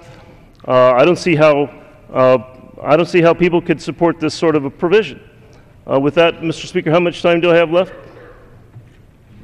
Gentleman has 1.5 minutes remaining. Thank you. I'll yield. I'll reserve the balance of my time. Gentleman reserves. Gentleman from Washington. Mr. Chairman, we only have one other speaker, and we have the right to close, so I'll reserve my time. Gentleman reserves. Thank the gentleman from Washington. Well, as we've heard both sides, this is a complicated issue. We don't want farmers in any part of the valley to be hurt, but the Delta has a long history of providing excellent farm product, $800 million a year of agricultural output. This is at risk. This is what it's risked. My community is crying out to me. San Joaquin County is solidly behind this, my amendment. They're opposed to this bill. And I ask my colleagues to stand up and consider what this bill means for the rest of the country. If we adopt this, it sets a nasty precedent. With that, I yield the balance of my time. Gentleman yields back. Gentleman from Washington. Thank you, Mr. Chairman, and I'm pleased to yield the balance of the time again to the author of this legislation, Mr. Nunes. Gentleman from California is recognized. Mr. Chairman, once again, I want to talk about the water exports. Saw this earlier. Here are the water exports, Mr. Chairman, right here at the bottom. The green line represents the inflows to the delta. You can see that most of the water, in fact 76% of the water that enters the delta ends up out in the ocean. 76% of the water ends up out in the ocean. What this bill does is this allows the folks in the delta their rights to their water. So if you vote against this bill, you're voting to take those people's water away and their right to their water away. Now, if the gentleman's concerned about water quality, then he should support the bill, because this bill allows the water to move more freely throughout the delta, because it gets rid of the problems that we have throughout the delta and the rigidness that was created when this Congress in 1992 basically attempted to put farmers out of business and farm workers in food lines. That's what this debate's about. And I would suggest if the gentleman, we can have a unanimous consent agreement right now for an amendment. I don't, if the chairman of the committee would allow me. City of San Francisco and Santa Clara and all over the Bay Area, many of the folks from the other side of the aisle who oppose this bill, why do they oppose it? Other than they want to construct the peripheral canal, they want to ensure construction of the peripheral canal like their governor Jerry Brown wants to do. But also, they don't like the dirty little secret. Yosemite. This was dammed up. Hetch Hetchy was dammed up. Here's the water that sits in Hetch Hetchy today. It was one of John Muir's favorite places on earth. And this Congress dammed it up. But you don't see, in all this water that's here, this water would go out to the delta. So perhaps we could have a unanimous consent agreement to tear this down today. Let's dump all this water that goes to San Francisco and Silicon Valley. Let's take all this water that would go to the delta. Expired. Let's dump it down there. Let's save the All fish. time having expired. Let's go. Unanimous consent agreement. The question Will is on anybody the agree to it? amendment offered by the gentleman from California. Those in favor say aye. Those opposed, no. In the opinion of the chair, the noes have it. Speaker, I'd ask for a recorded vote. Pursuant to Clause 6 of Rule 18, further proceedings on the amendment offered by the gentleman from California will be postponed. It is now in order to consider Amendment Number 5, printed in House Report 112-405. For what purpose does the gentleman from California seek recognition? For the purposes of offering an amendment. The clerk will designate the amendment. Amendment number 5, printed in House Report number 112-405, offered by Mr. Garamendi of California. Pursuant to House Resolution 566, the gentleman from California, Mr. Garamendi, and a member opposed, each will control 5 minutes. The chair recognizes the gentleman from California. Thank you, Mr. Chairman. I've heard some of the most amazing things in the last 20 minutes that I'm absolutely sometimes unable to even respond to them. First of all, let's get a couple of things straight before I go to the amendment. The water that is delivered by the Central Valley Project, either under the CVPIA or under the original law, is water that is under contract. It is not a property right. It is water that is granted by reason of a contract between the federal government and the individual water districts that take that water. It is not a property right. Now, certainly the farmers own their property, and that is a property right, but the water is not. And by the way, that water, on every one of those contracts, there are shortage on most of those contracts, particularly the ones that are not replacing riparian water rights. That water, those contracts all have shortage provisions, so that when we have a drought, and we certainly have been in that situation in California today, and we were back in 2008 and 2007, there are specific requirements in the contracts to reduce the amount of water. So all of this poppycock we've been hearing around here today about 100%, it's just not the way it has ever been and never will be unless the contract provisions remain or in this bill become law, and that's where my amendment comes in. It simply removes from this bill the contract provisions in the bill. and goes back to the original law. Now, the original law, which is the CVPIA, which amended the earlier law, has many, many provisions, and in fact it does provide up to 850 acre-feet of water for the National Cemetery in the San Joaquin Valley. That, by the way, is wiped out, as also wiped out by the proposed bill before us, the water for the Tuolumne County Regional Water Agency. So if I represented those counties, I might be concerned about what was happening here. Understand that many other provisions of this law are important, and that is that we did not know back in 1990-92 what was going to happen with water. The state was in the process of adjudicating the water rights, the Water Resources Control Board, and so the law took into account their decision. Now, what's happening here in this bill is the removal of the power of the state to allocate its water, to look at the water resources and to make some sense out of what is happening with water. Apparently, we're not going to care about that anymore, and we're simply going to bring to the federal government the power to appropriate water in California. That's precisely what happens here. Now, there was an improvement, and I'll grant the chairman of the subcommittee credit for eliminating the perpetual nature of the contracts that were in the original bill that was brought to the fore. Good as far as it goes, but all of the other requirements that are in the CVIP that are wise requirements about how the water is to be allocated from north to south, from the environment to the farmers, and among the farmers are all removed. And the power of the state to allocate that water using the Water Resources Control Board, which has been the traditional method, is also removed, giving rise to this point, that this bill overrides state law. And if you are any other state that has a reclamation project in it, beware. Beware what is happening here in the House of Representatives this day. You too could be at risk at some interest group in or out of your state seizing your water. I reserve the remaining time. Gentleman reserves. For what purpose does the gentleman from California rise? Mr. Chairman, I rise to claim time in opposition to the amendment. The gentleman's recognized for 5 minutes. Thank you, Mr. Chairman. Perhaps my friend from California was not listening when I presented the manager's amendment, which addresses this very subject. As I pointed out to him, apparently he has a short memory. He had objected to the successive renewal provision that he claimed was in the bill, but very specifically said he felt he could probably live with 40 years on the amount of time for these contracts. As I've tried to point out to him repeatedly, the measure and explicitly as amended does restore the contracting provisions used throughout the western United States for contracts involving CVP water.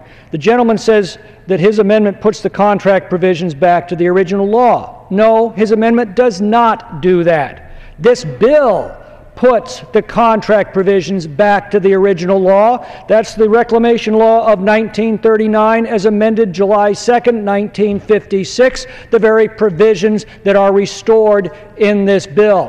What his measure does is to continue to single out the Central Valley Project uniquely among all of the reclamation projects across America as the one project that can only get 25-year financing. The problem, of course, with that is that these contracts require a degree of certainty over the long-term costs. That's why the 40-year contracts are in place with every other project at the Bureau of Reclamation in the United States, just as was the fact for the Central Valley Project until it was amended by Congress in 1992. The gentleman says this overrides state law. The CVPIA overrode state law, and the gentleman was very supportive of that at the time. He obviously has concerns over long-term memory loss as well. I would simply point out that this measure simply says that the CVP contracts will be treated on the same basis as every other contract in America, and with that I reserve the balance of my time. Gentleman reserves. Gentleman from California. Mr. Chairman, may I inquire as to the time remaining? You have 1.5 minutes remaining. 90 seconds. Well, first of all, the gentleman would listen carefully, I was always referring not to the 1956 law, but rather to the to CVPIA, the 1992 law. And indeed, the 1992 law did change for the better, recognizing the unique situation in California where we had both a state and a federal water project operating and many other appropriators operating on the rivers in California, taking that into account and taking into account the rapid growing population and need in California, and allowing the state to determine where that water and what might be done to need that for that water. I would refer the gentleman, if he cares, to take a look at Section 3404, Limitation on Contracts and Contracting Reforms. This is what you've wiped out in your bill. It specifically provides that the California State Water Resources Control Board, in concluding their review of the California Court of Appeals, in other words, you have wiped out in your bill the ability of the state of California through the Water Resources Control Board to allocate the water, to take into account court decisions. The bill overturns 150 years of California water law and wipes it out. In fact, the CVIP took very specific account of California law and wrote it into the federal law. What's wrong with that? Nothing that I could think about, because California is unique in so many, many ways, and the CVPIA allowed that to happen. Now, if I might just take a few seconds and clarify a few things. Yes, indeed, you were talking about the Deputy Secretary of the Department of Interior. That's me. I did conduct those negotiations, and keep this in mind, oh, too bad. Gentleman's time has expired. Gentleman from California. Mr. Chairman, I yield a minute to my colleague, the author of the legislation, Mr. Nunes of California. Gentleman's recognized for 1 minute. Mr. Chairman, I appreciate the gentleman admitting that he was the Undersecretary at the time, and he failed to implement the agreement that everyone came together and agreed upon. Now, earlier, we had the gentleman from California who was the author of the 92 Act, who came down to the floor, berated farmers, berated production agriculture, and admitted that it was his goal to get rid of production agriculture. So why did they at the time change from 40-year contracts to 25-year contracts? Folks, I think this is something that the American people will understand. American people listening right now from other states may not understand a whole lot about what we're talking about. But they will understand this, and farmers across America will understand this, that when farmers borrow money on their land, many times they have to do it under 30-year agreements with the bank. So I have to ask myself, why in 1992 did they move this to 20 to 25 years? I beg your pardon? I yield an additional minute to the gentleman. Additional minute. Gentleman. Why did they move in 1992 to 25 years? Conveniently, that made it very hard for farmers to get loans on their land, especially when they were not sure if they were going to have a water supply. And that's what this bill tries to fix. And that's why we should vote no on this amendment, because I believe that our founding fathers and previous members of Congress who came before us knew at the time that a 40-year agreement would be enough for farmers and people trying to borrow money to go and borrow that money so that they could put their families to work and provide for their families. So that's why we should vote no against this agreement. When we had the author down here berating production agriculture, we know what the intent was of 1992, and we've seen the chaos that's been created since 1992. And that's what we fix in this bill. I yield back. Gentleman's time has expired. Gentleman has 30 seconds remaining. Thank you, Mr. Chairman. First, I want to correct one thing. I said that the 40 years is common throughout the western United States. I do need to point out again that the Hoover Dam was actually given a 50-year contract.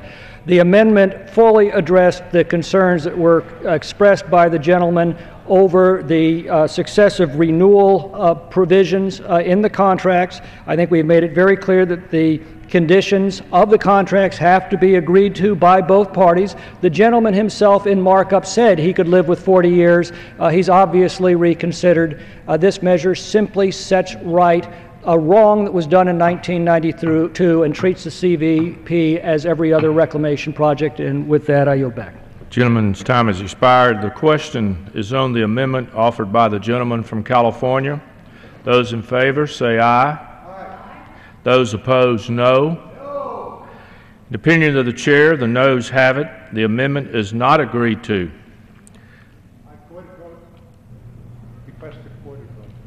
Pursuant to Clause 6 of Rule 18, further proceedings on the amendment offered by the gentleman from California will be postponed.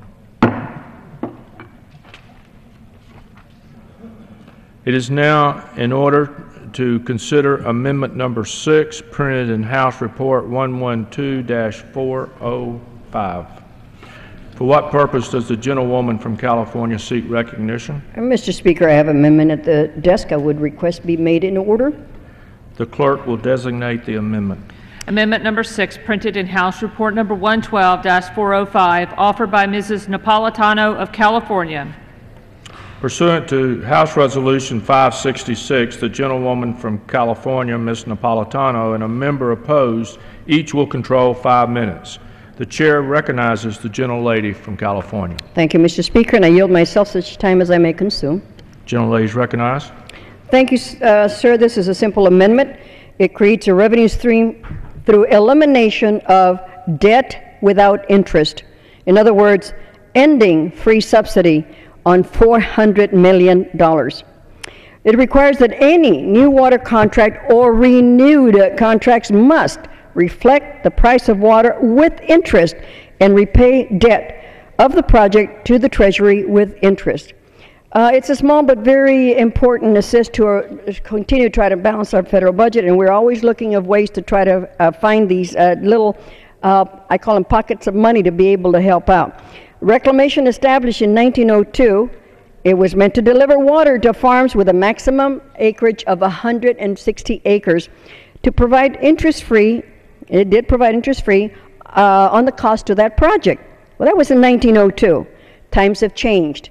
Subsequent reclamation reform acts have changed acreage limitation along with the repayment contracts for these projects. Congressional action has also made repayment of project debt interest-free. I repeat, debt interest-free on $400 million for irrigators, while municipalities like mine and my constituency, power users, pay all the required appropriate interest. Wish our water users in Southern California were as lucky. H.R. 1837 removes the role of federal government in protecting environment and public good. If we are removing the role of federal government, as we plan to do, protecting environment and public good, we should also remove the federal subsidy associated with renew or new water contracts. My constituency and anybody else's must be treated fairly, must be required to pay equally any additional interest on any future water contract and project. California foresaw the need for infrastructure. I'm talking about Southern California. Local entities stepped up to the plate and paid and constructed a new storage facility, a dam, Diamond Valley Reservoir, entirely paid for by our local folks without 1 cent of federal monies. No tax cuts, no free interest at taxpayer expense. Eliminating this unfair subsidy will help cut our deficit, and I urge all my colleagues to vote yes on this amendment. Thank you, Mr. Speaker, and I reserve the balance of my time. Gentlelady reserves. For what purpose does the gentleman from California rise? Mr. Chairman, I rise to claim time in opposition to the amendment. Gentleman's recognized for 5 minutes. And I yield 2 minutes to the gentleman from California, Mr. Nunes. Gentleman's recognized for 2 minutes. Thank you, Mr. Chairman. And once again, I want to bring up this issue that the minority continues to ignore. They don't want to talk about this. And I don't understand why, because they care about this fresh water, that they dammed up this, they care about the environment, but they dammed up Yosemite. They have the water here. They pipe it to their communities. They completely go around the delta. So none of this water ever makes it to the precious fish that they care about. We have this beautiful environment here, Mr. Chairman, that was destroyed by the Congress. But we don't see any amendments to fix this travesty, do we? But it's interesting that the gentlelady from California wants to raise water rates. Because do you know who pays the cheapest water rates in California, or electricity rates and fees on that? Hetch Hetchy. The power generation at Hetch Hetchy. So perhaps we should have an amendment that would be offered that would not only make Hetch Hetchy pay today's fees that all the other folks in California are having to pay. If we want to do that, then we could make everyone would be on the same level playing field. But no, instead, this is an attack, once again, on farm workers and farmers, as usual. And I want to remind my colleagues that this bill saves $300 million. $300 million this bill saves. So if the ratepayers in San Francisco and Santa Clara and Silicon Valley and all over the Bay Area that want to have their precious water, well, they ought to pay the same fees too. And I would suggest and I would hope that maybe we would come back at some other time and deal with the issue and the unfairness of people who don't have any water in San Francisco, who are so hell-bent on taking people's water away. Gentlelady from California. May I inquire much time I have, sir? Gentlelady has 2.5 minutes remaining. 2.5. Thank you, Mr. Speaker. And it is my understanding then that my colleagues on the other side are arguing to keep a subsidy. News for us. Just as an aside, according to the California Department of Food and Ag, California Ag experienced a 9% drop in the sales value of its products in 2009 at the height of the drought. Now, the 81,500 farms and ranchers received $34.8 billion for their output, down from an all-time high of 38.4 reached in 2008. This was despite the water shortages and regulatory restrictions, and the state's agricultural sales for 2009 were the third highest in the record. That was 7, 8, and 9 were the years of the drought. The 3 highest years coincide with the 3 consecutive years of high ag sales. With that, I'd like to yield time to Mr. Garamendi. Minute and a half, sorry. Gentleman's recognized for 90 seconds. I thank you, Mr. Chairman. We're going round and round here, and at the end of the day, I think we need to step back from the heat of the debate and realize exactly what's happening here. In this particular amendment is an effort to try to make sure that the taxpayers of the United States are adequately compensated for the money that they have loaned for the development of the Central Valley project and the money that they have loaned for the specific elements within the Central Valley project. These are the specific authorized sub-portions of the Central Valley project. For example, the San Luis unit. The taxpayers loaned a vast amount of money. When you look at the details in this bill, you will find that there's a very artful way of avoiding the full cost of repayment. Through early repayments, the way in which the bill is written, the water districts are able to pay off their loans without having to pay off the interest, and then going forward, not having to share in the ongoing cost of maintenance of the major reservoirs and water facilities. In other words, they're simply charged for the cost of the water, not for the ongoing operational repair and other costs. It's very interesting, very artfully done, and once again provides an enormous subsidies to those who have had a very good subsidy for many, many years. It's not right. It ought not occur. The amendment before us simply says that if you're going to get a loan, you're going to have to pay interest. How much time do we have? Additional time? You have 30 seconds remaining. Yield 15 seconds to the gentleman. Gentleman's recognized for 30 seconds. So there's been, and you'll hear this from the other side as they close, oh, but you're going to be able to get some $300 million. Yes, that money will flow more quickly into the Treasury, to be sure, because it allows the water districts, as a result of the way in which this bill is written, to achieve an enormous advantage. they'll be able to get water into the future without having to pay the full cost of that water. And so on, when you look at it from the total accounting procedures, you wind up with an additional subsidy going to these water districts. It's not right, and it's not fair to the taxpayers. Gentleman's time has expired. For what purpose does the gentleman from California rise? Mr. Chairman, I yield 30 seconds to my friend from California, Mr. Nunes. Thank you, Mr. Chairman. I'll be very quick. The gentlelady from California is the biggest defender of the ultimate subsidy of all. Those are those mystery little Title 16 grants from the Bureau of Reclamation. They don't even charge interest. They just give those away. And that's an outrageous subsidy that goes to communities in Southern California and in the Bay Area of $1,500 an acre foot. So I guess we could offer an amendment to strip out all Title 16 money. I'd be willing to do that too.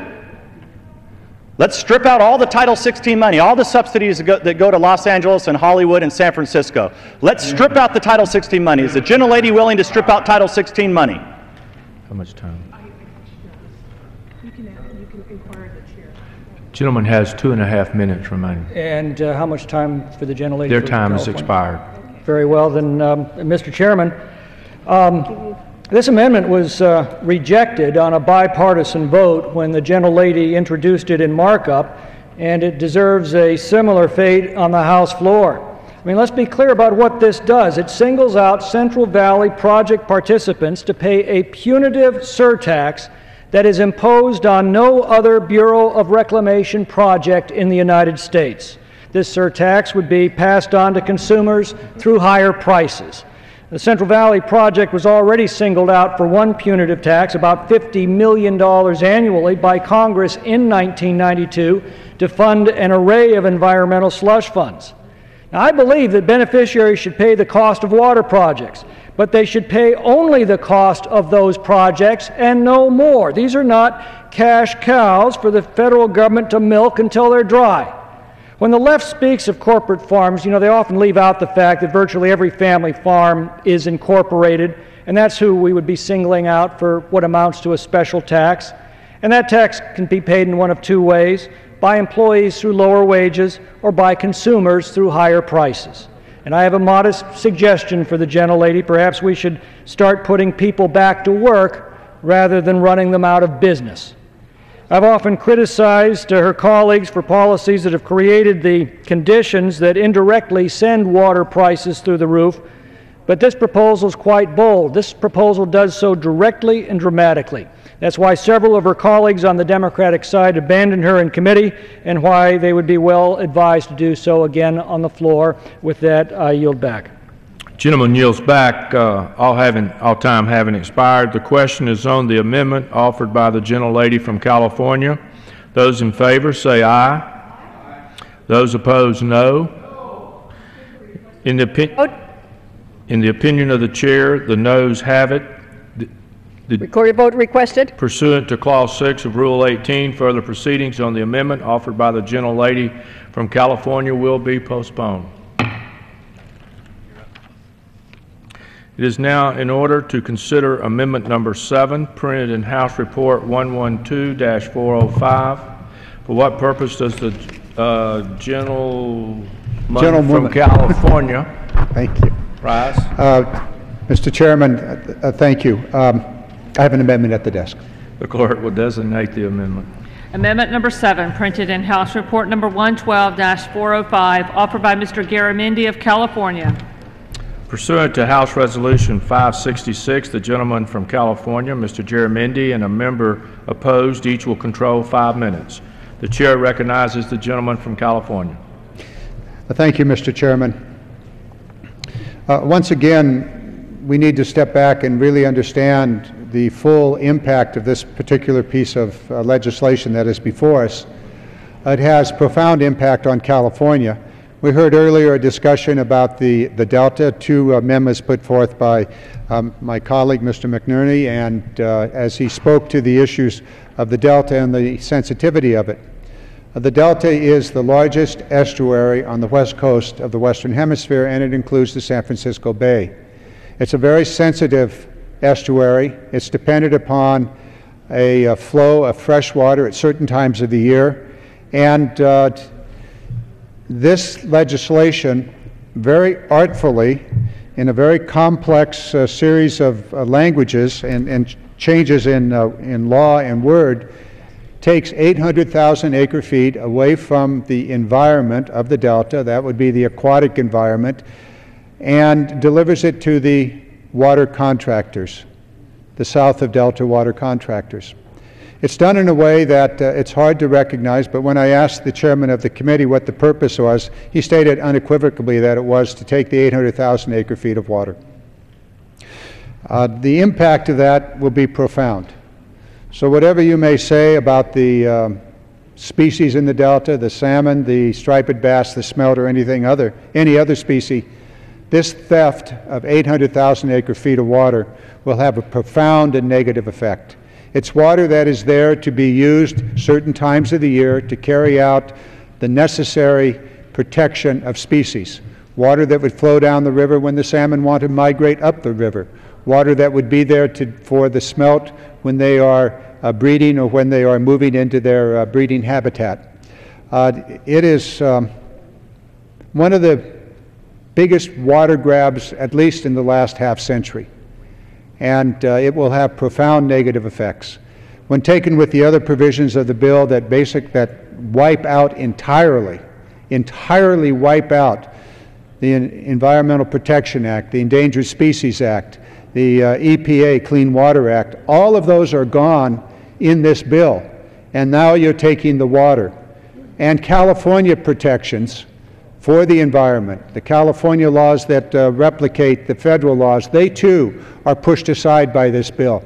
And then you wind up taking the water on top of it. What is left for the delta? What is left for the species in the delta, the fish, the aquatic? What is left for San Francisco Bay? Not much. Not much. And that's why this bill is the worst environmental bill in many, many decades. Call it any other way you like, but that's exactly what it is. I reserve my remaining time. Gentleman reserves. For what purpose? Gentleman from California, rise. Mr. Chairman, I rise to claim time in opposition to the amendment. Gentleman's recognized for 5 minutes. Mr. Chairman, this amendment, more than any other, focuses on the central issue surrounding this bill. What comes first, people or fish? In 1992, the Central Valley Project Improvement Act carved out 800,000 acre-feet to be dedicated to fish and wildlife purposes temporarily. In fact, during a Senate debate, the floor manager of the conference report, Senator Malcolm Wallop, pointed out that 800,000 acre-feet of CVP yield is upfront water designed to deal with the requirements of the Endangered Species Act and Delta requirements while the various mitigation actions are undertaken. The various mitigation actions were to build more supply so that 800,000 acres taken from the farmers would then be returned to them. That 800,000 acre-feet came out of allocations of the Central Valley Project that were agreed to by all sides. They were incorporated in the Bay Delta Accord, which this bill restores. But somewhere along the line, the federal government began treating this allotment as a floor rather than as a ceiling. In fact, in the mid-1990s, a zealous official in the Interior Department under Bill Clinton ordered that more than 1 million acre-feet of water appropriated by the Central Valley Project be used for purposes not authorized under water rights permits issued by the state of California. That preempted state water rights laws, I might add. And I believe the gentleman from California knows him. In fact, I believe the gentleman from California is him. This bill reestablishes the 800,000 acre-foot allotment agreed to by all sides when Interior Secretary Bruce Babbitt promised that, quote, a deal is a deal. This provision redeems the promise that was broken by Mr. Babbitt's deputy, and this is the provision the gentleman would have us delete. I might also add that under this bill, the 800,000 acre-feet of water can be recycled by communities once it has met its environmental purpose rather than being lost to the ocean. That's 800,000 acre-feet of additional water for communities like his. Of that, a little more than 0.1% would have gone to the little town of Kettleman City. But that's irrelevant because this provision, too, the gentleman was proposing to strike. The contract holders that paid for this project gave up 800,000 acre-feet of water with the promise that it would be a temporary ceiling One broken promise after another changed this to a permanent floor, claiming more and more water be expropriated from the people who paid for it and dumped in the Pacific Ocean. This measure sets that injustice right, and with that I'll yield 30 seconds to the gentleman, the chairman of the Natural Resources Committee. I thank the gentleman for yielding. For 30 seconds. I thank the gentleman for yielding, Mr. Chairman, and I heard the author of the amendment state something, and I will paraphrase, that he spoke to the chairman of the committee on the allocation of the water, and supposedly the chairman of the committee responded back, "Take the water away." Number one, I do not recall ever having that dialogue with the maker of the amendment, but had he asked me, my answer would have been an equitable distribution of the water. So I just wanted to set the record straight, Mr. Chairman, because that's what I heard in the debate just previously. With that, I yield back my time. Gentleman from California. May I inquire as to the time remaining? Gentleman has 2 minutes remaining. 2 minutes. The chairman of the committee, if I did say the chairman of the committee, I believe I said the chairman of the subcommittee, in which case if I did, Mr. Hastings, you're quite correct. You were not there. The chairman of the subcommittee was whom I was referring to. With regard to the effect here, you can try to spin this any way you like, but the reality is that in the Central Valley Improvement Act, 800,000 acre-feet of water was dedicated to the environment. And it was not a temporary, it was part of what was to be done into the future. And the negotiations that ensued following the accord in 1994, those negotiations were specifically designed to reach an accommodation on how to meet all of the requirements of the Central Valley Improvement Act, including what to do with the 800,000 acre feet. And I would point out to the opponents of this amendment that the accord was never, the 1994 Bay Delta Accord was never intended to be permanent. It had, in fact, a 3-year limitation, which led to my involvement when I became Deputy Secretary to try to work out a solution. And in fact, we did. Unfortunately, the Westlands Water District, one of the proposed signatures to the bill, walked away from the table when everybody else was ready to sign. And we have been involved in this imbroglio ever since. Now, the 800,000 acre feet is indeed taken away from the environment. No matter how you spin this, it's gone. It is the biggest theft of water, perhaps in modern California water history. 800,000 acre feet. It may be recycled, but the control of it for the environment is lost. The environmental protections that go along with that water are gone. Both the state and the federal environmental protections, Clean Water Act, National Environmental Protection Act, California CEQA, all of those are gone as a result of this bill. This is the most amazing override of environmental law that I have ever seen in the 37 years that I've been involved in water policy throughout this nation.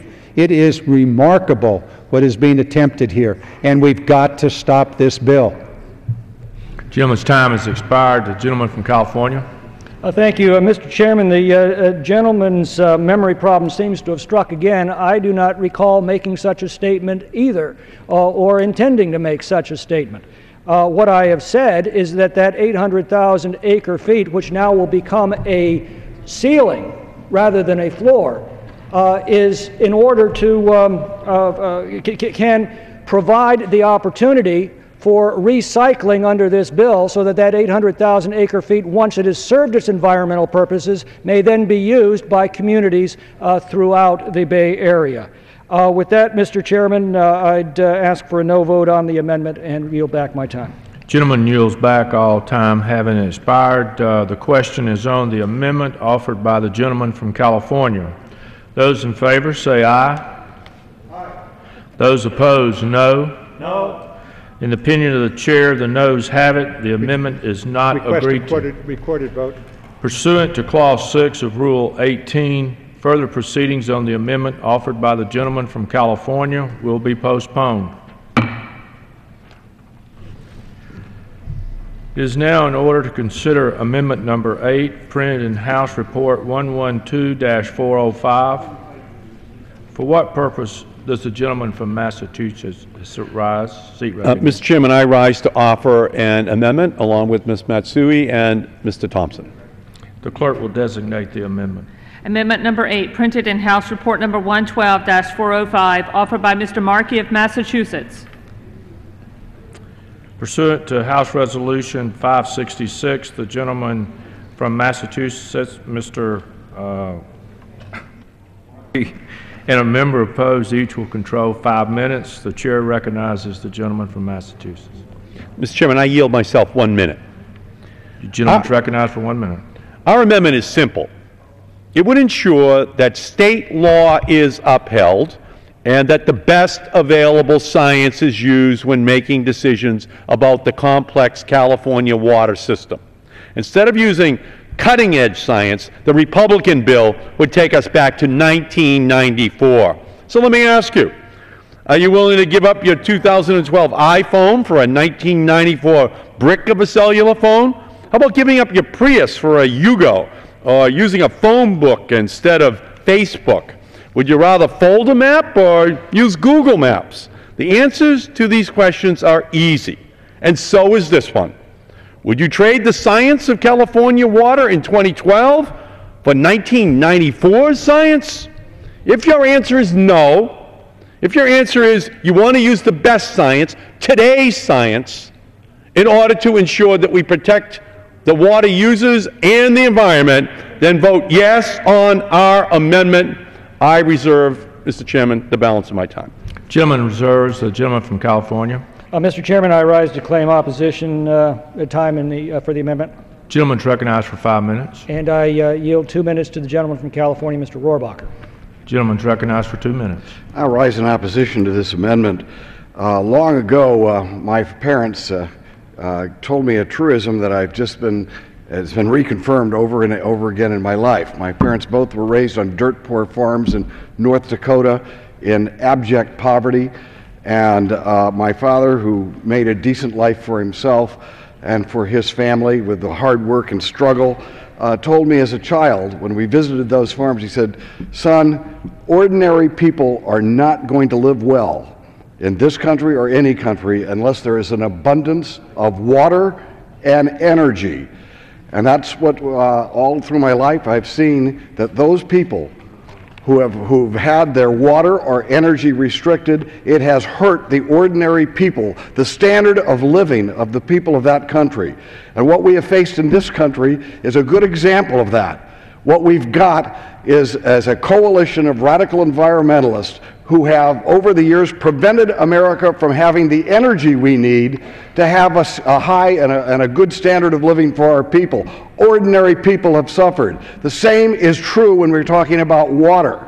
Now, this radical coalition has never thought anything about constitutional rights and about whether it's states' rights to this or that. That has made no difference to them at all. The central issue is there is a vision that the radical environmentalists have in which people are less important than fish or little insects or reptiles. The bottom line is ordinary people, ordinary Americans should be our highest priority. What is it doing to their standard of living? And we have seen an attack on the standard of living of the people of California by depleting water resources that should go to them that instead are being committed to a tiny little fish that isn't even good enough for bait. Now, today is we're going to reaffirm in a very bipartisan fashion that no, the people of this body are elected to represent the well-being of ordinary Americans, to make sure we have the energy and the water we need to fulfill the American dream where everyone has a chance at a decent life. I yield back my balance of my time. Gentleman from Massachusetts. Yes, I yield, I yield 2 minutes to the gentleman from California, Mr. Thompson, so he can explain why the radical coalition that we have also includes the governors of 7 states that don't like this bill. I yield to the gentleman. Thank the gentleman for yielding. The governors of 7 states, fishermen, hunters, farmers, a whole list of people that oppose this bill. Our amendment states that the Central Valley Project and the State Water Project shall be operated in a manner that meets all obligations under state and federal law, with operational constraints that are based on the best available science.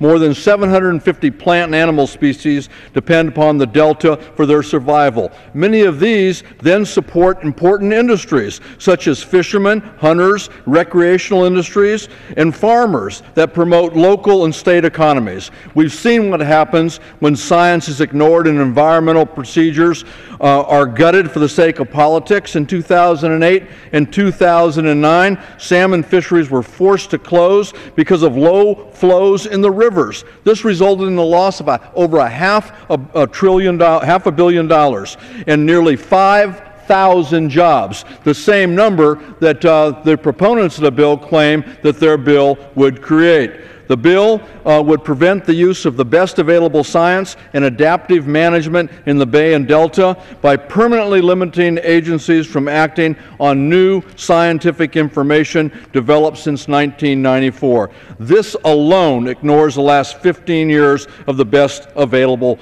science. I urge a yes vote on this amendment and a no vote on this terrible piece of legislation. Yield back. Gentleman yields back. Gentleman from California. Mr. Chairman, I yield 30 seconds to my friend from California, Mr. Nunes. Thank you, Mr. Chairman.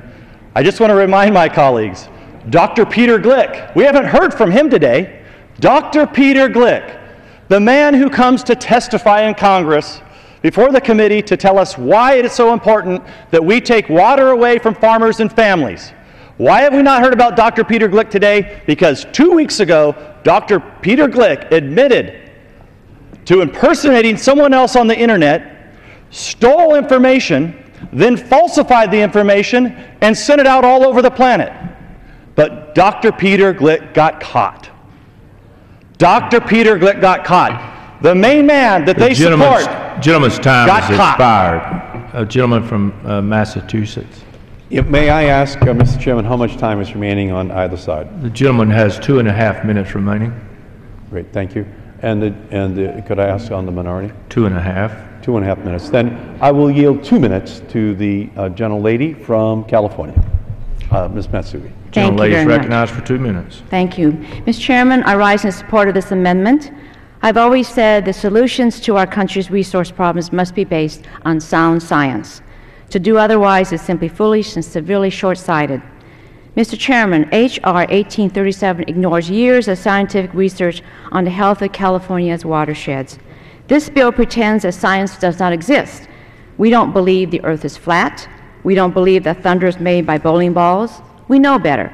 Science has given us the answer to so many questions about the world in which we live.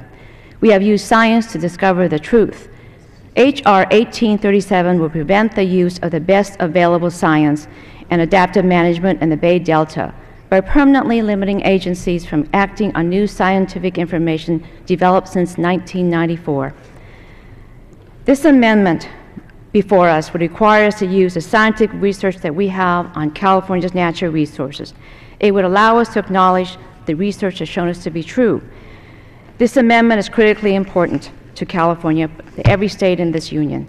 Mr. Chairman, lastly, I keep hearing that the Sacramento area supports this bill. I represent the Sacramento area, and I can tell you that both the city and county of Sacramento strongly opposes this bill. I urge my colleagues to support this amendment and to reject the bill. Gentlelady's time has expired. Gentleman from California. I'll continue to reserve my time. Gentleman reserves. Yes, Massachusetts. Mr. Chairman, I am the last speaker on our side, so I would appreciate if the majority could. And I'm the last speaker on our side, so. And would you be able, Mr. Chairman, to tell us who has the right to conclude debate? Yeah, the gentleman from California. I mean, the gentleman from California does. You. I have the right to. Massachusetts. I have the right to conclude debate. Oh, gentleman from California has the right to The close. gentleman from California has the right to debate. And could you again tell me how much time I have remaining? 1 minute. Excuse me? 1 minute. 1 minute. Well, I yield myself that 1 minute in order to just say this. If we don't do anything else here, at least we should say that we're going to use science. We're going to use the best available knowledge about science to ensure that this legislation does not invoke the law of unintended consequences, that we understand what we're doing. And I don't know why the Republicans have this aversion to using modern science. But I will tell you this, that this is going to be a defining vote here on the House floor. Do the Republicans actually believe in science? Do they want modern science to be used, or do they want some science from 2 decades ago to be used? The importance of using science is it doesn't depend on one man. It relies on hundreds and thousands of scientists testing each other's works. The Republican bill would ignore 18 years of work by hundreds and thousands of scientists to reach today's consensus because they want that old science in order to take care of the special interests that cannot live with the advance that has been made in the knowledge about the implications of what would happen under their bill. Mr. Chairman, the devastation of the Central Valley of California occurred because of the breaking of a federal promise, a federal agreement. The gentleman from California says, oh, it wasn't an agreement at all, it was just a suggestion. Well, that's not what the Interior Secretary said at the time. He said a deal is a deal. And if it turns out there's a need for additional water, it'll come at the expense of the federal government. The senator who carried the conference report on the Senate floor said it was a deal, a temporary measure until additional water was brought online. This bill redeems that promise. The amendment offered by the gentleman from Massachusetts would have us break that promise forever. As I started early, we keep hearing, well, that was then and this is now, science has changed, so should our policy. If that's the case, then the federal government's promises are worthless. They mean nothing. That was a promise agreed to by all parties. It was broken by the federal government. What they're referring to is not science. It is ideology masquerading as science. So has said the federal court. Now we have news from the Klamath that one of the scientists involved in the reports is now charging that the department subverted science for political ends. It is time that the ideological zealotry that threw thousands of families into unemployment be replaced with practical and fact-based solutions that keep our promises. It's time that we placed a higher value on human lives than on the bureaucratic dictates of the environmental left. That's what this bill does. That's what the gentleman's amendment would prevent. Finally, the gentleman would insert a requirement that the act require the best available science to move forward. Well, the gentleman knows that what he has termed best available science was literally thrown out of court, with the court saying not only was it not the best available science, it wasn't science at all. The only practical effect of the provision is to provide employment for the only growth sector left in California's economy, environmental lawsuits, intended not to win because ultimately they do lose, but rather to delay projects indefinitely and make them cost prohibitive to pursue. But I compliment the gentleman on his creativity. And with that, I yield back. Jim. Mr. Speaker, I thank you for the opportunity to present this amendment. This amendment will not kill the bill nor send it back to committee. But it is an amendment that's important to every representative in this House. If you care about the 10th Amendment and you care about the ability of your state to set its own policies,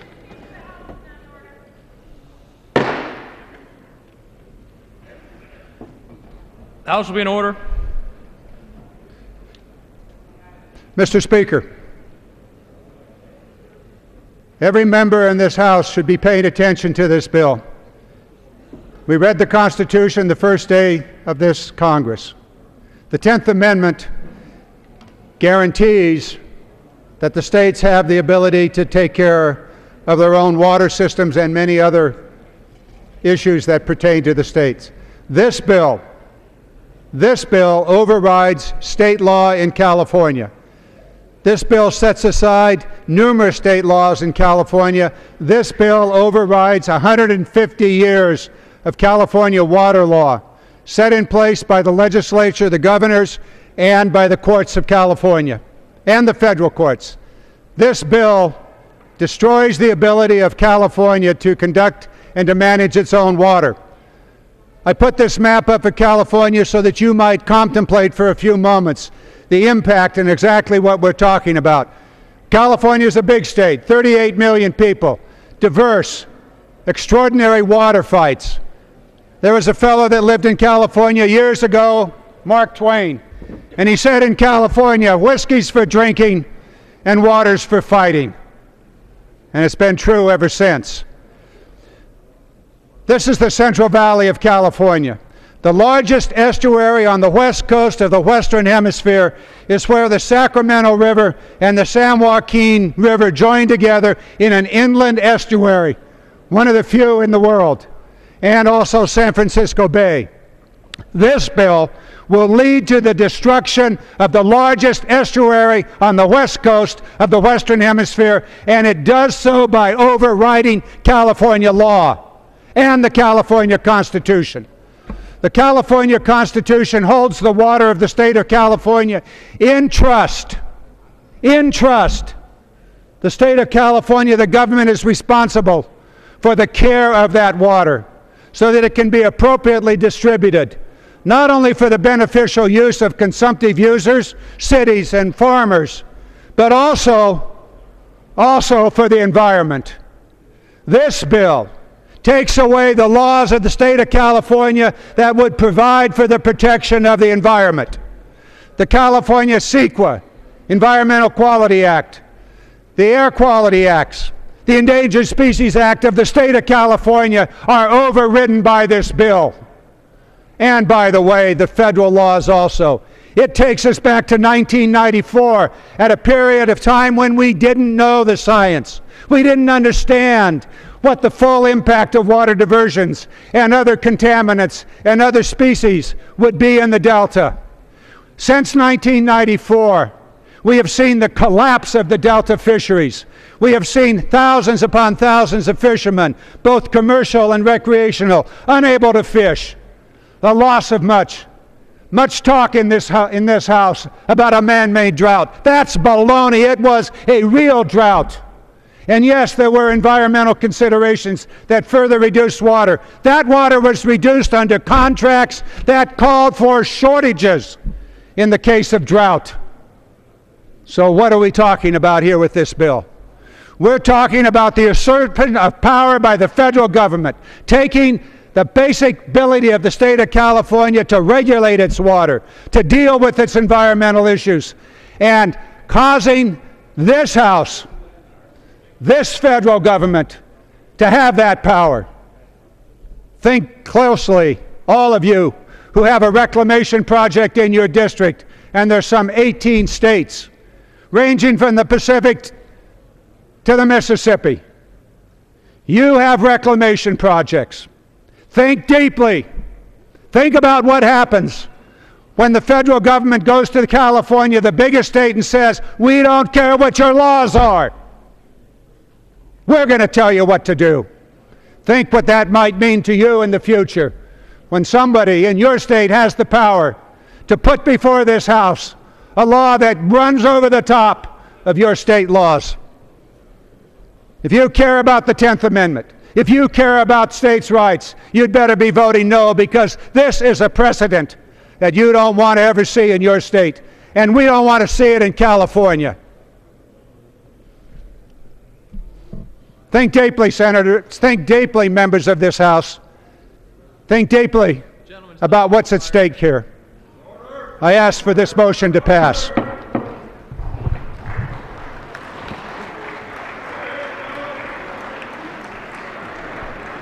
Members are reminded to address their remarks to the chair. For what purpose does the gentleman from California rise? Mr. Speaker, I rise in opposition to the motion to recommit. The gentleman is recognized for 5 minutes.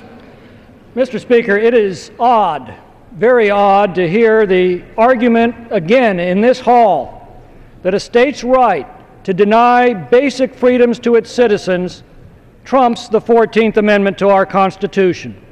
The last time we heard this argument in this hall, it involved citizens' civil rights.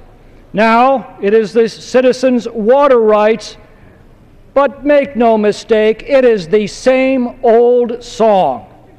The reason we have a 14th Amendment to our Constitution is because its framers recognized that states could become abusive of the rights of their citizens, including their property rights, including their water rights, and the federal government had a responsibility and a duty to protect them. A responsibility and a duty.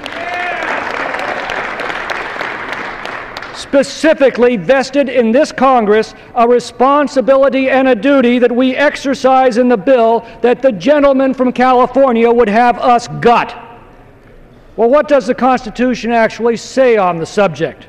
It says, "No state shall make or enforce any law which shall abridge the privileges or immunities of citizens of the United States." And it grants Congress, quote, "the power to enforce by appropriate legislation the provisions of this article." Now let us turn to the provisions of the bill that the gentleman objects to. It's Title IV. It directs the Interior Secretary in the operation of the Central Valley Project, a federal project, I might add, to strictly adhere to state water rights laws and priorities. It doesn't trample state water rights, it invokes and enforces them.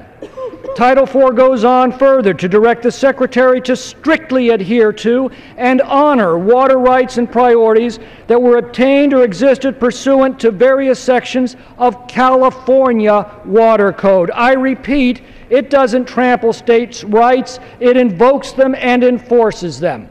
This sets no precedent for other states. California is the only state in the country with a coordinated operations agreement that combines a federal project, the Central Valley Project, with a state project, the State Water Project, and done so, by the way, at California's request and with California's consent. In fact, Congress has a long history of citing that coordinated operations agreement to invoke preemptive authority over this coordinated federal and state project. The Central Valley Project Improvement Act in 1992 is replete with such preemptions. Mr. Speaker, fewer Americans are working today than were working the day that this administration was sworn into office. This administration's actions caused thousands and thousands of hard-working, farm-working families to lose their jobs. This measure solves that travesty. The same administration that is blocking the thousands of jobs that the Keystone Pipeline would produce has also vowed to veto this measure. I think the American people are going to have a great deal to say about that in coming days. Ironically, the provision that the gentleman would have us remove was specifically placed in the bill because he and his colleagues objected that its original provision might cause the state government to actively undermine the rights of its senior water rights holders. Now, that was a legitimate concern. Senior water rights holders in Northern California were scared to death that they might have the state undercut their water rights, and this bill specifically addresses that concern. To address that concern, this provision was placed in the bill, and now the gentleman objects to it. The gentleman first attacked the bill because the bill lacked this protection, and now he attacks the bill because it has that protection. The gentleman knows, I hope, no, I will not. The gentleman knows, the gentleman knows. I didn't hear from the gentleman. The gentleman knows that I have great affection for him. But I must say he is becoming exceedingly hard to please. I yield back. The gentleman yields back.